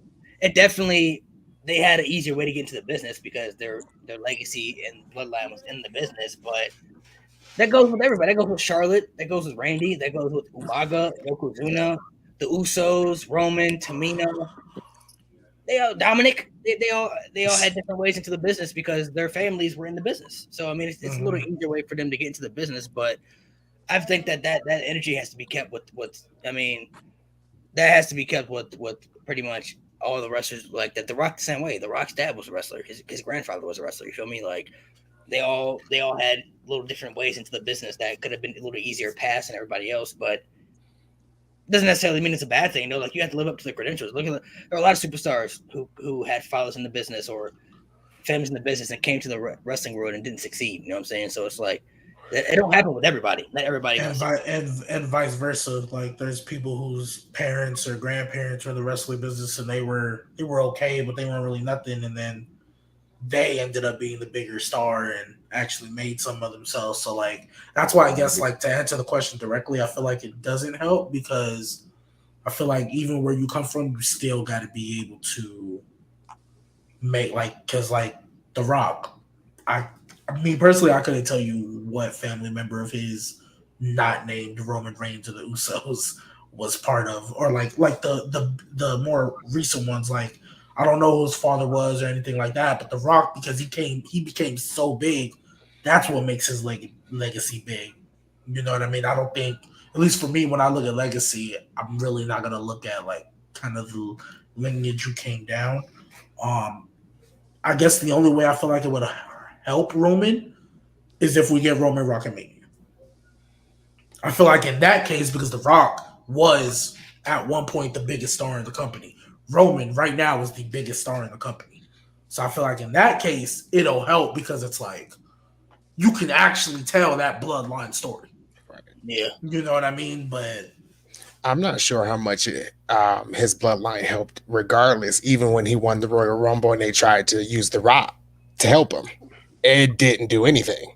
I mean, he just got booed more. Now, using The Rock right now, if they wind up having a match at Mania, now that might be a little different because Roman Reigns is much more of a bigger star than he was then. But I think Roman Reigns had to forge his own path. I honestly don't feel like the family bloodline helped him. I mean, I'm with you. I feel like everybody has to kind of create their own path. I mean, it could be easier to get into the business, but at the end of the day, you kind of have to carve your own path into the wrestling business and leave your mark. You know what I mean? Like you have to submit your own legacy in the wrestling. Otherwise, you're just not gonna make it. You know, like that just is what it is. You know, Cody Rhodes the same way. Cody Rhodes had to leave the WWE and come back and become bigger because you know what I'm saying he had to show that he could be better than what the company was using him as. So I feel like that argument is kind of invalid a little bit. It really just depends on the legacy and where you rank at and where it all has to be said and done at the end of the day. But I mean, the Roman and Seth debate, I feel like will go on for generations, though. I do think, as of right now, they both have had pretty equal careers, but Roman Reigns has been separating himself so much from Seth for me. As far as his whole tribal chief character, he just feels the vibe for him just feels completely different than everybody else. Nobody else has that type of feel on the roster like he does. Like when he comes out, the reaction, the swag, the character, the it just nobody else just has that feel for me at this point anymore. Like I just feel like Roman Reigns is finally there where people felt like probably he could have been years ago if the WWE kind of just let him kind of do his own thing for a while ago. But now that he's there, I mean, if this run continues for another 5 years, I mean, bruh, only time can tell. I mean, yeah, I think for Roman, I think it's actually gonna sound backwards, but I think in order for him to solidify, like make it a no debate after this Mania, his character's gotta evolve because then people are gonna start to turn on it, especially with his new contract. So that's why I know we're getting here to Mania. I know they're trying to do this little Money in the Bank thing. I don't believe it until I see it. I think it's happening after Mania. I think in order for him to separate truly, like to make it no debate, I got to see what he does after he loses the title. Because his whole big thing has been, hey, I'm the head of the table. I've run WWE. This is how I provide for my family. What happens when the thing that you've been holding on so dearly and nearly for is no longer there? Right. How do you develop your character after that? Do you become more, devious? Do you kind of take like a Becky Lynch route where you start to like go crazy? Because, and that's, I feel like if he can develop that character to where he's even more intriguing than he actually was, to where we want to see when he finally gets back, to that mountaintop, I feel like that's going to really solidify him as like undoubtedly bigger than Seth. Because I think what Seth has going for him is that I don't think Seth has ever had a bad character. Like even the character he had when he was Universal Champion and that little Fiend thing, his character wasn't bad. They just booked it horrible. But the character himself, he was still kind of playing off the Monday Night Rollins thing that he was doing. Fighting champion, I'm gonna put on great matches all the time, Iron Man, and that was working until it wasn't. And then every character he's done before and after, I think has been pretty solid, if not top tier. So I think that's kind of what Seth has going for him. There's never been a period where we looked at Seth and be like, bro, you need to change your character, bro. I don't like this. Whereas Roman, it was like 3 years, we was like, bro, just turn him heel and we'll that'll solve all these problems. And they wouldn't. So, but yeah, I think Roman has it. I got to see what he does in the next, at least after Mania, because I think if he doesn't develop, they're going to start to turn on him, and that might hurt him in the long run. Those are valid points. Valid points. I mean, I'm not gonna say you're wrong about that. I mean, if he does beat The Rock at WrestleMania, that will definitely elevate his legacy even further. But honestly, I don't. If he's not going to lose to Drew McIntyre at Clash at the Castle, I don't think he's losing that title anytime soon. He may drop one of them, But as far as that Universal title, he could hold that for another 2 years. Honestly, I mean, I think they probably gonna have him pass up Hulk Hogan's record because Hulk How Hogan. do you think they get around that? Like That's why he dropping one of the titles. Well, he could drop the WWE title to Drew at Clash at the Castle, and he just keeps the Universal title, and then that's probably what separate him going part time for. That's what makes it more intriguing because he's not going to be around as much anymore. So when he comes back, it may feel a little bit bigger because there's only so many superstars he can face on the roster that he hasn't already beaten. You know what I mean? So it's like he's already beaten a lot of people. Still, he hasn't faced like Bobby. He hasn't faced Drew. Randy. We still haven't got that yet. If that could happen, still in the future. AJ Styles, we still haven't got that. Yeah, I don't know why AJ Styles hasn't had a championship match with yet. I just feel like that's been sitting in their face. I've been pleading for that, bro. Years now. Pleading. And we haven't had AJ. I mean, Seth. We haven't had we had that, but we haven't had like the alternative winner, like 1, 2, 3 or a submission. And then you still got other guys too, like Omos or Braun Breaker, Theory, like guys who could be on the upcoming. Like we still haven't had that either. So I feel like there's only so many people Roman could beat on the right. This ain't the Ruthless Aggression era. Like it's not just like John Cena can keep facing the same people over again, and people will just be invested into it. I don't think people care about that anymore. We're not like John Cena, Randy Orton fought how many times in that era, but every time they fought at that time frame, people still kind of cared about it because it was John Cena versus Randy Orton. But nowadays, you can't do that. They're trying to do it with Brock and Roman, but it's just not. People just don't care enough now. Granted, whether people like it or not, people still gonna watch it. So it's not like people ain't gonna watch it because people definitely gonna watch it. But it's like it's not a happy watch. Like I guess I'm gonna watch it and see what happens. Now, maybe during the match you'll get more into it when the match happens. Like But as far as like the story, people just aren't really invested into the story. I mean, just because it's a repetitive state, and I just feel like we're just not in that era anymore. And I think Brock Lesnar also changed the game when it comes to part-time wrestling. I think he showed people that hey, if you could become as big of a star as me and get as over as I can, you could not only make as much money, but you could work lesser dates. You feel me? And you could take care of your body more, and you could do that. And I think superstars are going to start to take that route more. Like it was frowned upon at first because it wasn't the wrestling traditional way, but Brock Lesnar's now is like he's now at that point where it's like people are like, oh, he kind of was smart, what he was doing because he was making a lot of money. And he was working lesser dates, but every time he came back, it still felt like a big deal because he was Brock Lesnar. You feel me? Roman Reigns, I think he's now going to take that path a little bit. Maybe not as much as Brock, but he may not be on every pay-per-view. He may not be at every Raw or SmackDown, but when he come back, that it's going to feel important to the show. You feel me? And I think even after Roman's era, the next star up, if they can become big enough, I feel like they'll probably take that path as well. I just feel like that's just kind of the era we're leaning towards too a little bit. Also, Malik, the booking was way better back then than it is now. That is true. I mean, the booking was better back then than it is now, but WWE is making more money now than they've ever made. You know what I mean? So, people look at the booking, but is it really that bad? Because we're all still watching. You know what I mean? Like, we all may not watch consistently like we used to, but we all keep up. We all know what's going on. You feel me? Like, when the premium live events happen, we all watching. You feel me? We're going to see what's going down. You feel me?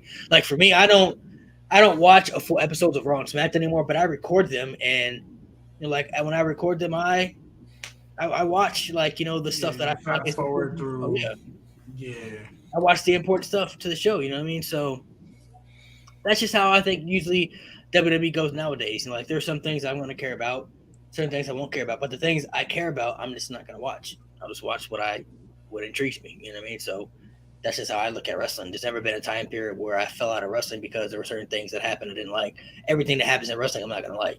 I already know that. But I'm just going to care about the stuff that I care about and not worry about the stuff that I don't care about because why would I care about something that I don't care about? Like, that's not important to me. Like, right. Yeah, but I guess I also understand where people come from because, at least as of late, a lot of the stuff that we invested in and cared about, they always dropped the ball. And I think it's because we were watching that Triple H era of NXT, and it was just we knew what certain people could have been, and even the people that didn't because Bobby Roode, I was never a big fan. I liked them in NXT because NXT at that point I felt could do no wrong. Like I feel like they can make a star out of anybody. They couldn't. They could have. Who was that old dude that was just there forever? Kona Reeves or something. I feel like they could have made a star out of him if they actually wanted to. You know what I mean? Like that's how I felt about that Triple H era NXT. But when they would come up, Vince always looks at certain guys. He likes the homegrown talent. I think more as far as Anthony's talking about, it's the homegrown talent idea. Mm-hmm. There are certain superstars that don't have to be homegrown talent, but for some reason you just have to be something to stick out. Like why he puts AJ Styles but not Samoa Joe. I don't know. What does AJ Styles have that Samoa Joe doesn't have? You know, for me, like they both came from TNA. They both were made in TNA, but he liked AJ Styles more than Samoa Joe. You know what I mean? So he pushed AJ Styles and he didn't push Samoa Joe. So same with Bobby Roode. Like certain guys that appeal to him. And I think Vince always knows that it's always next man up, somebody up. Yeah, they may have ruined Braun Strowman, but we got Omos sitting over here that I can just use. And if I want to make Omos a star, I'm going to make Omos a star. You may not like him, but once I get to that point, he going to get to that point. You feel me? Same with the Braun Breaker. Like, yeah, we may – y'all may have Shinsuke Nakamura, but Braun Breaker right here. You feel me? Like, I got him right here. And I'm it's Theory. Theory is a perfect example, too. Like, oh, we want Riddle, but I got Theory right here. You feel me? Like, Vince always has the people that he likes and the people that he cares about. So, could other superstars be used better? Of course. I mean, it can be said about a lot of people, but Vince going to push who he want to push at the end of the day. And, I mean, at the end of the day, it's his company. You know what I mean? So, and if you really look at it, the people that he's always pushed as top guys are never bad. They're just people that it's just people that the fans never want at that spot. You know what I mean? Right. Like people besides Rock and Austin, those are the only two that people may not have wanted at first, but when they just became so popular, you couldn't deny it, bro. Like, but if you look at somebody like Cena, like people rejected Cena for a long time because they felt like there were other people that could have been there in that spot, but John Cena was always going to be pushing that guy. Roman Reigns right now is that people feel like Seth Rollins is better than Roman. And Seth could be at Roman's spot, but Vince don't feel that way. Roman is just that guy for him. So before we get off here, though, I want to do a little challenge with y'all I like to do. It's called Pick Between the Two. So I'm going to name two WWE superstars, and you got to just tell me which WWE superstar you think is better. You don't have to explain why. You just got to pick a superstar, and you just move on. And when I say it's better, as far as who ranks on the all-time list higher, like not about your personal favorite. It's not about who you like more, who you think is better overall all time. So you got to think accomplishment-wise, character work. You got to think in-ring ability, all that stuff. So it's called Pick Between the Two. Like I said, you got to pick one, and then we'll just move on to the next one. So G-Baby will go first, and then T.O., and then Anthony will go, and then we'll just keep moving on. So overall, John Cena or CM Punk? Oh, I gotta go Cena, man. Oh, that hurts though. Right. That hurts. Right. It's my turn. Yep. I'll go. Yeah, I gotta go Cena. Have to. It hurts. Yeah, I'm not even a Cena fan, and I gotta choose Cena. Shawn Michaels or The Rock?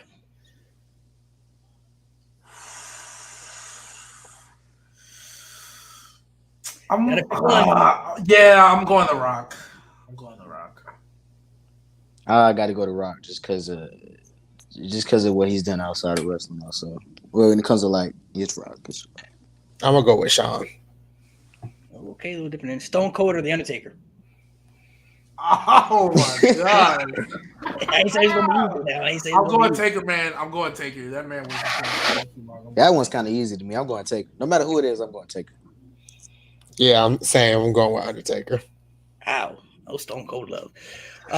Randy Orton or Bret Hart? Randy. Oh my gosh. Yeah, Randy's kind of easy for me. That one's tough, man. I gotta go Randy though. I have to. I'm gonna take Bret Hart on this one. Triple H or Roman Reigns?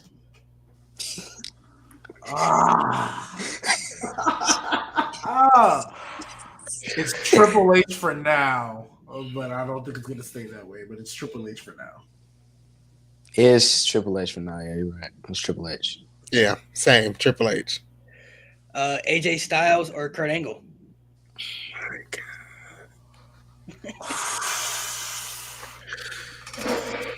I gotta go. Oh, I'm gonna go Kurt, man. I'm gonna go Kurt, but that's so tough. This one is interchangeable, but I'm gonna go AJ. I'm gonna go Kurt. Seth Rollins or Bryan Danielson? Oh my gosh. Nah. Oh, Oh my my God. goodness, bro. Can I plead the fifth? Yeah, I was like, these are really good, bro. Bryan Danielson. I'm sorry, I gotta go ahead. Yeah, I gotta go Danielson.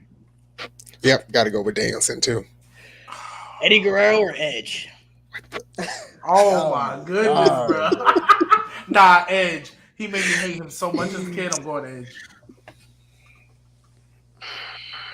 Yeah, I gotta go Edge. I'm going with Eddie. Brock Lesnar or Chris Jericho? Oh, Jericho. I'm going Jericho. It's definitely Chris Jericho for me. Yep, Jericho too. Bobby Lashley or Drew McIntyre? Ooh, that's low-key kind of different. I'll go Drew. Yeah, I'm going Bobby. I'm going Drew. Yeah, All right. that's close. Let's see. The Usos or the New Day? Oh my gosh, bro. Here we go, man. Oh, Here we go, bro. dang, that is. Oh my goodness.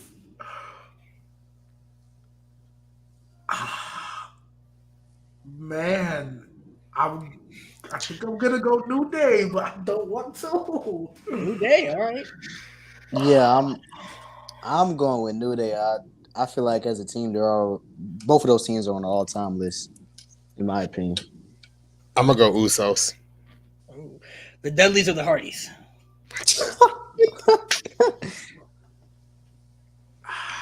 Even though I've come to appreciate the Dudleys a lot more, I'm going Hardys. Just because they're more iconic. The Hardys are just too iconic, bro. It's too iconic. Yeah, I'm going with the Hardys too. Nice. All right, y'all. Well, thank y'all for playing along. That was tough. That was a little tough. Bro, all of those. That's bad. Yeah, that was real. Real quick, I just want to say about Sweating? the New Day and Usos, just like super quick. It's because I feel like they both had a slow start to their careers. Like the New Day when they first, I was like, bro, I'm not rocking with this. Usos with the little face paint, they was cool, but they was never. But like literally, the New Day when they went heel for a little bit, and like the fact that they actually had booty holes in Walmart grocery line, the fact that was a real thing, and then the Usos, Bro, I bought 2 boxes. when the Usos went into when SmackDown was the land of opportunity. And they turned and they went into their little. It's not paranoia. It's the Uso Penitentiary. Like I just think they both had key moments that literally set their careers off. And it's like I think they can both be argued top 5 tag teams all time. Like both of them in the top 5. All right, for sure. All right. Well, since SummerSlam is coming up, I want y'all to give me your top 5 favorite SummerSlam matches of all time. Your personal favorites. Ooh. I'll give my list, and then y'all can go out your list. So, my number 1 is Shawn Michaels versus Triple H, SummerSlam 02. John Cena versus AJ Styles would probably be my number 2. My number 3 would probably be Brock Lesnar, CM Punk at SummerSlam 2013. Then I'd probably do Brock Lesnar versus The Rock at SummerSlam 2002, and then my last one would probably be maybe Cena and Daniel Bryan at SummerSlam 2013 as well. Honorable mention for me, my honorable mention would probably be maybe Bret Hart and British Bulldog at SummerSlam 92. I really do love that match. I got to throw love to that one. That would have to be in my honorable mention. Whoever want to go next. So I'll go ahead and go because. So for me, there's no order. But for me, you said it, AJ versus Cena. That was crazy when I first watched it. I love Cena versus Daniel Bryan. I think it gets forgotten about a little bit too much. The TLC match, Hardys, Dudleys, and Christian. Though that one's in there. That was up there. Yeah. What was that? 3. This is. I gotta go Eddie and Ray. ladder match.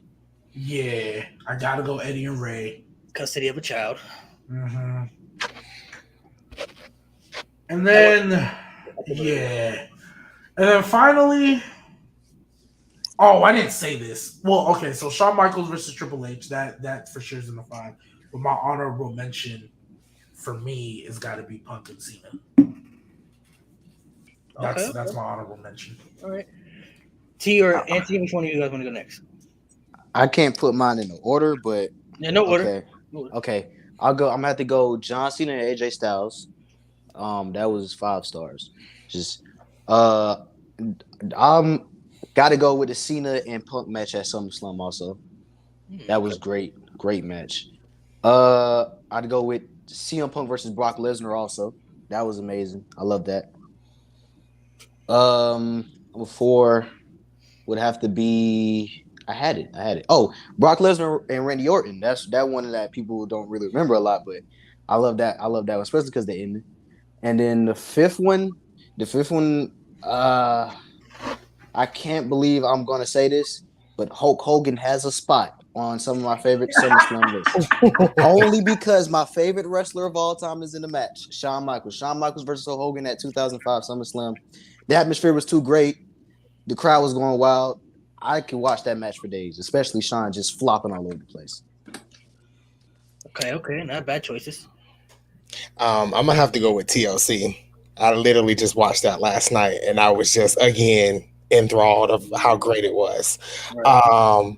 Earlier today, I watched Triple H and Shawn Michaels. That has to be on there.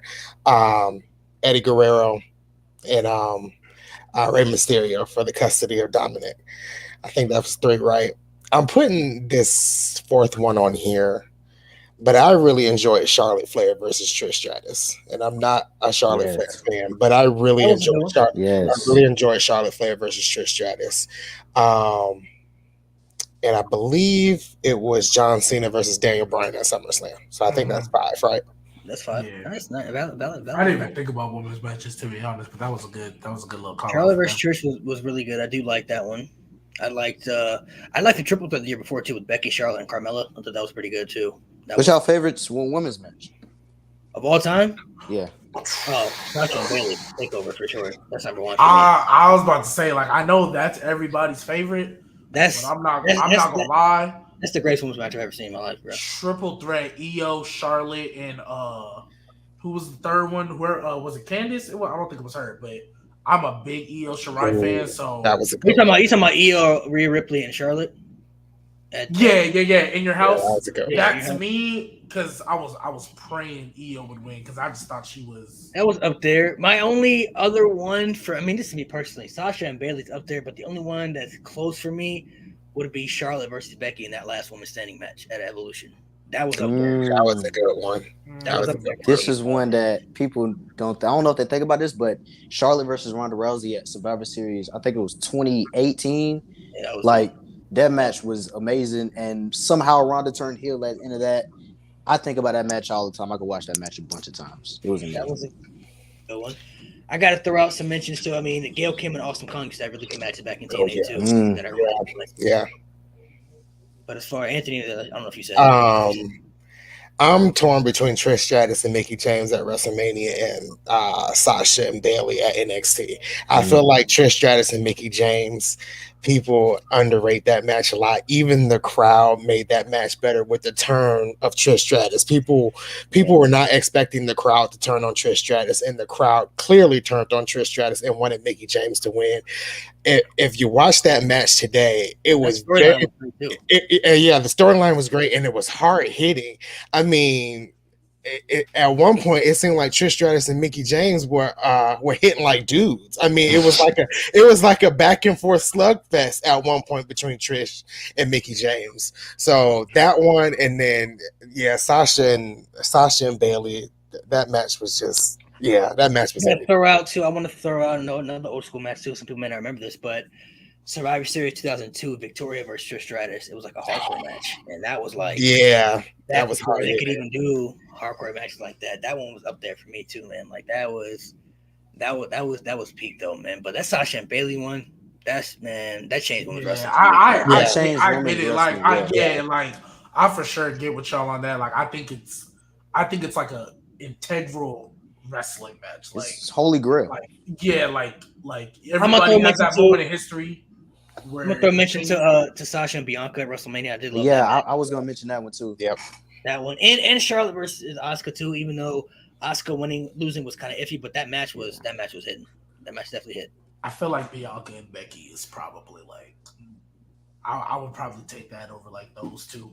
That was a great match too. Like You Bianca, talking about Becky, this past year, this past WrestleMania, I feel like that was nice. That might be the closest thing we're gonna get on the main roster to Sasha Bailey. In my opinion. I mean, for me, I don't take anything on top of that for me, bro. That was just. Oh yeah. It's not. That was like, bro. That changed everything right there, man. That changed so much right there. Like the only one ever, like I said, Charlotte versus Becky in that last woman standing match. That was close for me. Like that was up great. there. That was up there for me. But that takeover match, bro, like so much great storytelling and so many great moments in that match. Like that really showcased. At least for me, because we grew up in the Diva era, so like women's wrestling wasn't taken as serious then because it just they weren't given the opportunities that they're giving now. But like that, after seeing that match, that told me right there that shit is changing for real. Like this is a whole another level of women's wrestling, like where they better than dudes, like and like they're putting up better matches than men. I say it all the time, man. I'm ready for more women's main events, more all women's pay-per-views. I think Evolution should come back. I love Evolution. I thought Evolution was solid. Yeah, I just didn't like how they did that as a PR thing. I hate that they did that for them because that was Evolution ended up being a much better pay-per-view than people thought it was going to be. And I hate that they just because like they announced, we're gonna do Evolution 2. And then Evolution 2 never happened. So I hate that they did it like that. Evolution was fantastic. I do like Evolution. Who's somebody on the women's roster right now that you like that they could be next top tier level as far as like they could be up there? Bianca Belair. She already there though. I feel like she's there. Oh, okay. So we talking about like I'm gonna say it right now, bro. Raquel, bro. Raquel Rodriguez for me, bro. So we talking about like top women's. Yeah, they can make them another star in the division. I think Raquel Rodriguez has everything they need in a women's superstar, but they just gotta give her that push. Which shout out to her because when she first came in, I was not a fan. When it comes to the women, I'm looking mostly at NXT 2.0. Roxanne Perez, whole bunch of people. Cora Jade, both of those two.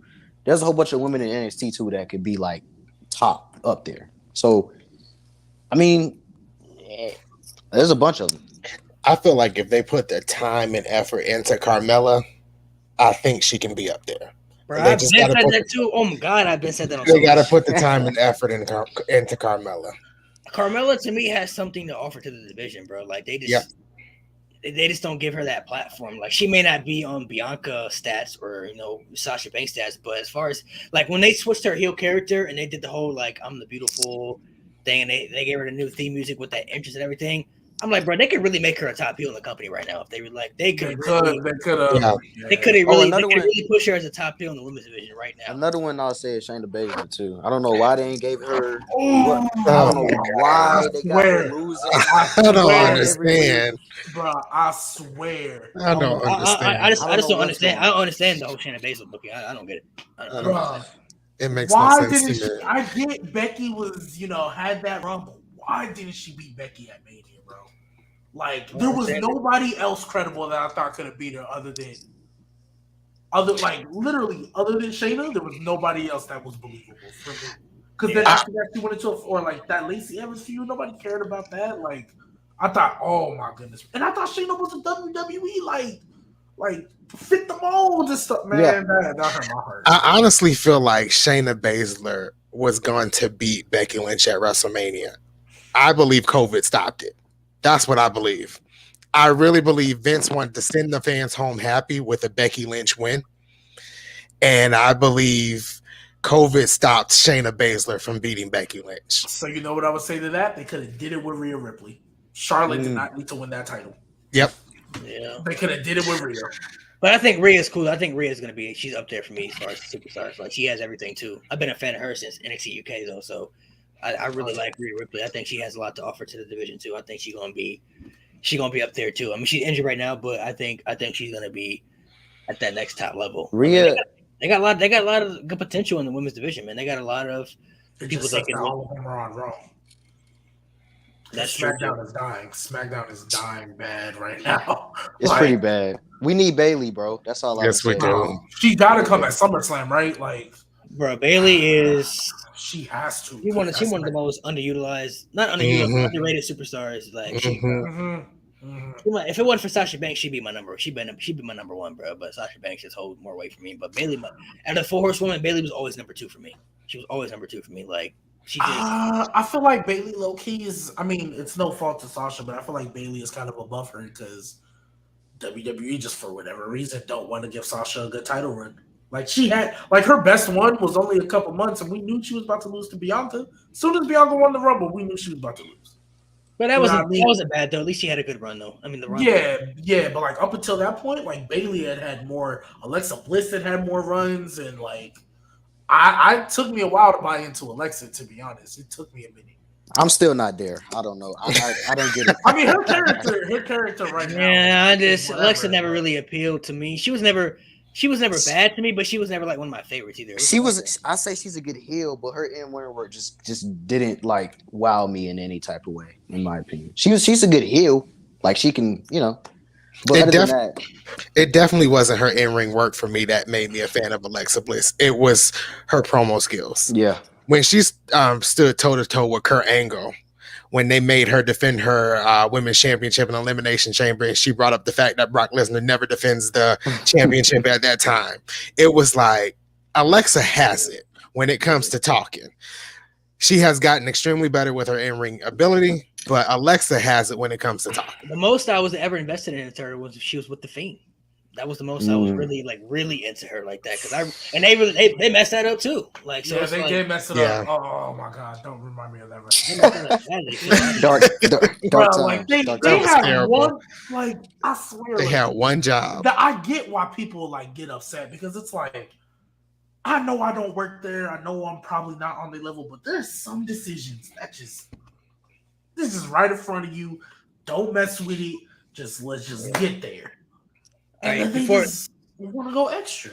Before we head off, 2 more questions. So give me one superstar that you really think WWE dropped the ball with that could have been pushed next level, talking about make a star out of them, and they either just got buried or they never fulfilled the push need. I got a whole list. Yeah, that's what I'm saying. Just one. Just have one. Just one. For me, I will forever down this hill, bro.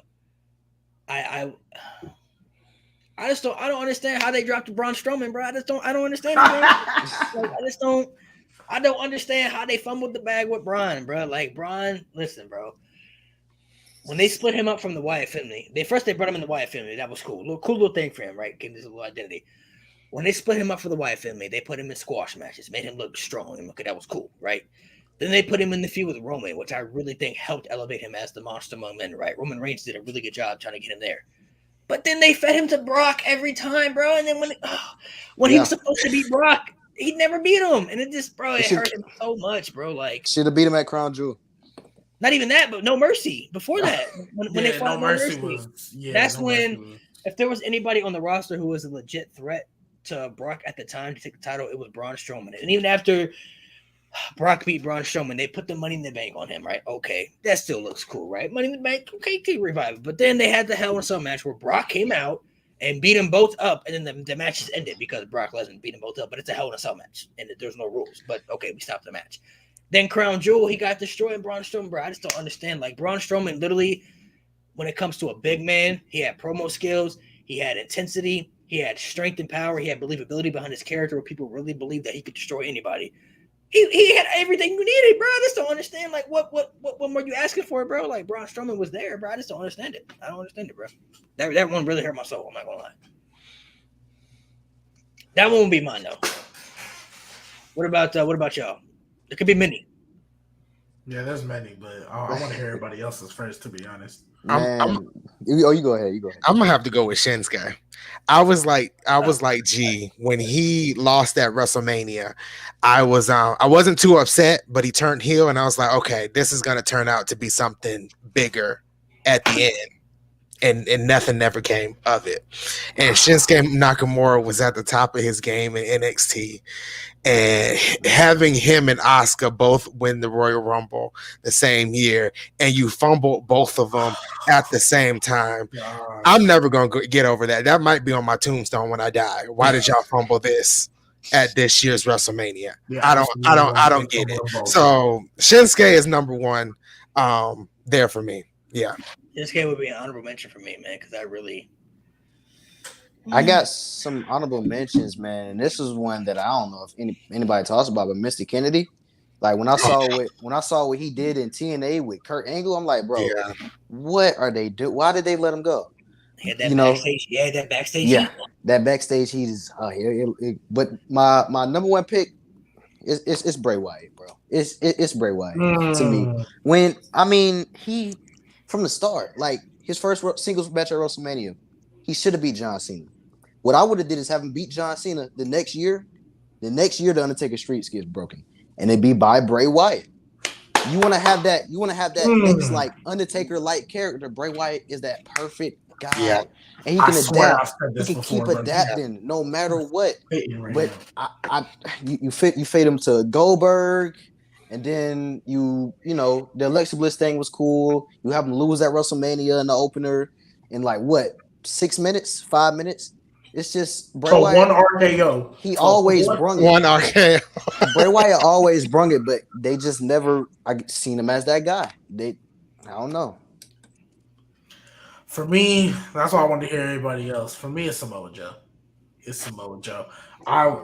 this day, I have no clue how they didn't see him as a world champion. I get that. I get it wasn't the plan. But if you talk about running somebody who was on fire after Great Balls of Fire, should have won at SummerSlam. In that 4-way, he should have won at SummerSlam. Like to me, there was no reason he shouldn't have. Like at all. Like I get Braun. Like that fatal 4-way, everybody was hot.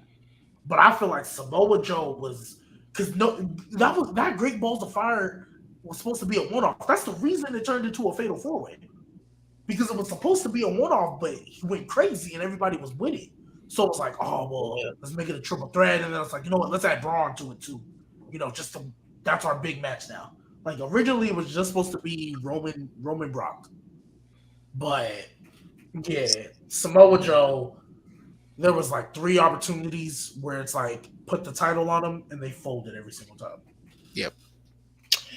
All right, last question before we get off here. Give me your top 5 favorite WWE themes of all time. No particular order, just your personal favorite theme songs. All time, your top 5. I'll get it out the way right now. Edge, You Think You Know Me, Undisputed Era. Not gonna lie, Velveteen Dreams, that peak NXT. I love Velveteen Dreams. I love like Io Shirai's Dark One. Like after she like had that little heel turn and all that. I think that's very underrated. And then for my 5th one, it's got to be Stone Cold's, man. That glass shattering. The glass. Forever iconic. Okay, what about you, T? My Time Is Now by John Cena. You hear that music, you know what's up, bro. You just know what's up. This Fire Burns by Killswitch Engage, like CM Punk's like first theme. That's a theme that you could just put on Spotify and just listen to like a regular song. I'm gonna have to go Seth Rollins. Is it the Visionary? Whatever theme he has now, the Visionary theme. I don't know why it's grown on me so much, but it has. This theme is so hard. I'm not gonna lie, bro. Roman Reigns, the Tribal Chief. That is a theme like that theme. When it's all said and done, that theme is gonna be so iconic, bro. Because like you know what's up. You hear that theme, you know what's up. Mm-hmm. Number 5 for me would have to be probably the Game. Triple H's theme. Go ahead, Anthony. All right, I got Randy Orton, Edge, So which Randy Sheamus, Orton? voices. Sheamus's first theme, I think it was. Yeah, that was fun. Broken Dreams. And You talking about the Sheamus lobster head? yes, that one. And I Walk Alone. Batista. Yeah. Honorable mention, I would put I kind of jam out to Trish Stratus's theme. And that theme is kind of fire. My 5 would be Cult of Personality, Walk Alone, Metalingus, The Game, Triple H, and Voices. Number 1 for me. My honorable mention though would be Dr. Thugonomics Challenge, Word Life. That theme right there, bro. That Thugonomics Challenge. That one for me is that was good. That's top tier for me. As far as the women though, to me, favorite women's theme song of all time is the Victoria's theme, but not the one with all not the one with Untitled Chapter. I'm talking about All the Things She Said by Tattoo. All the Things She Said. That if y'all don't know what that is, bro, go look it up, bro. Victoria, All the Things She Said, that theme fucking bangs, bro. I'm telling you. And she didn't have it for long. She had it for maybe about a year, but that theme, bro, that was top tier for me, bro. Like that will forever hold weight for me. So, yeah, for the woman, it was NXT Shayna Baszler. I think her theme, like you just heard that, and I was like, all right, this is finna be a problem. NXT Shayna Baszler was. Oh, and Rhea Ripley's too. Rhea Ripley's was crazy. Rhea Ripley's is nice, though. I do like Rhea Ripley's. So, all right, you guys, we got something else you want to say too? Oh, I was just gonna go to the theme. I'll say Sasha Banks' first theme. Her first one. Yeah. First one, yes. All right, you guys. Thank you guys for joining. Discussing some debates. Seth Rollins and Roman Reigns. At the end of the day, everybody has their personal preference and opinions about where this guy would rank, where this superstar would rank. But when it's all said and done, I do think Roman will hold more weight than Seth Rollins as far as being on the all-time list. I think just like I said, being a great wrestler and being the guy, it's two different things, and it holds more weight when it comes to different things. I feel like so. But only time will tell, though, man. Both are great, but both definitely gonna be in Hall of Fame someday. I mean, so without a doubt, both guys gonna go down to legendary. But make sure you guys subscribe and follow all their social media platforms, man. And thank you guys for joining. Take the time out of your day, and thank you guys for interacting with the questions. I'm sorry we didn't get to everybody's question, but I saw a lot of people in here interacting in the chat, man. So much love, it's appreciated always. Until the next podcast, and I know y'all been asking about the Jeopardies too. The Jeopardies is coming back. Don't worry. You just gotta be patient. You gotta be patient with the Jeopardies. It takes a lot of time to put those, make those. So until next time, y'all be safe, man.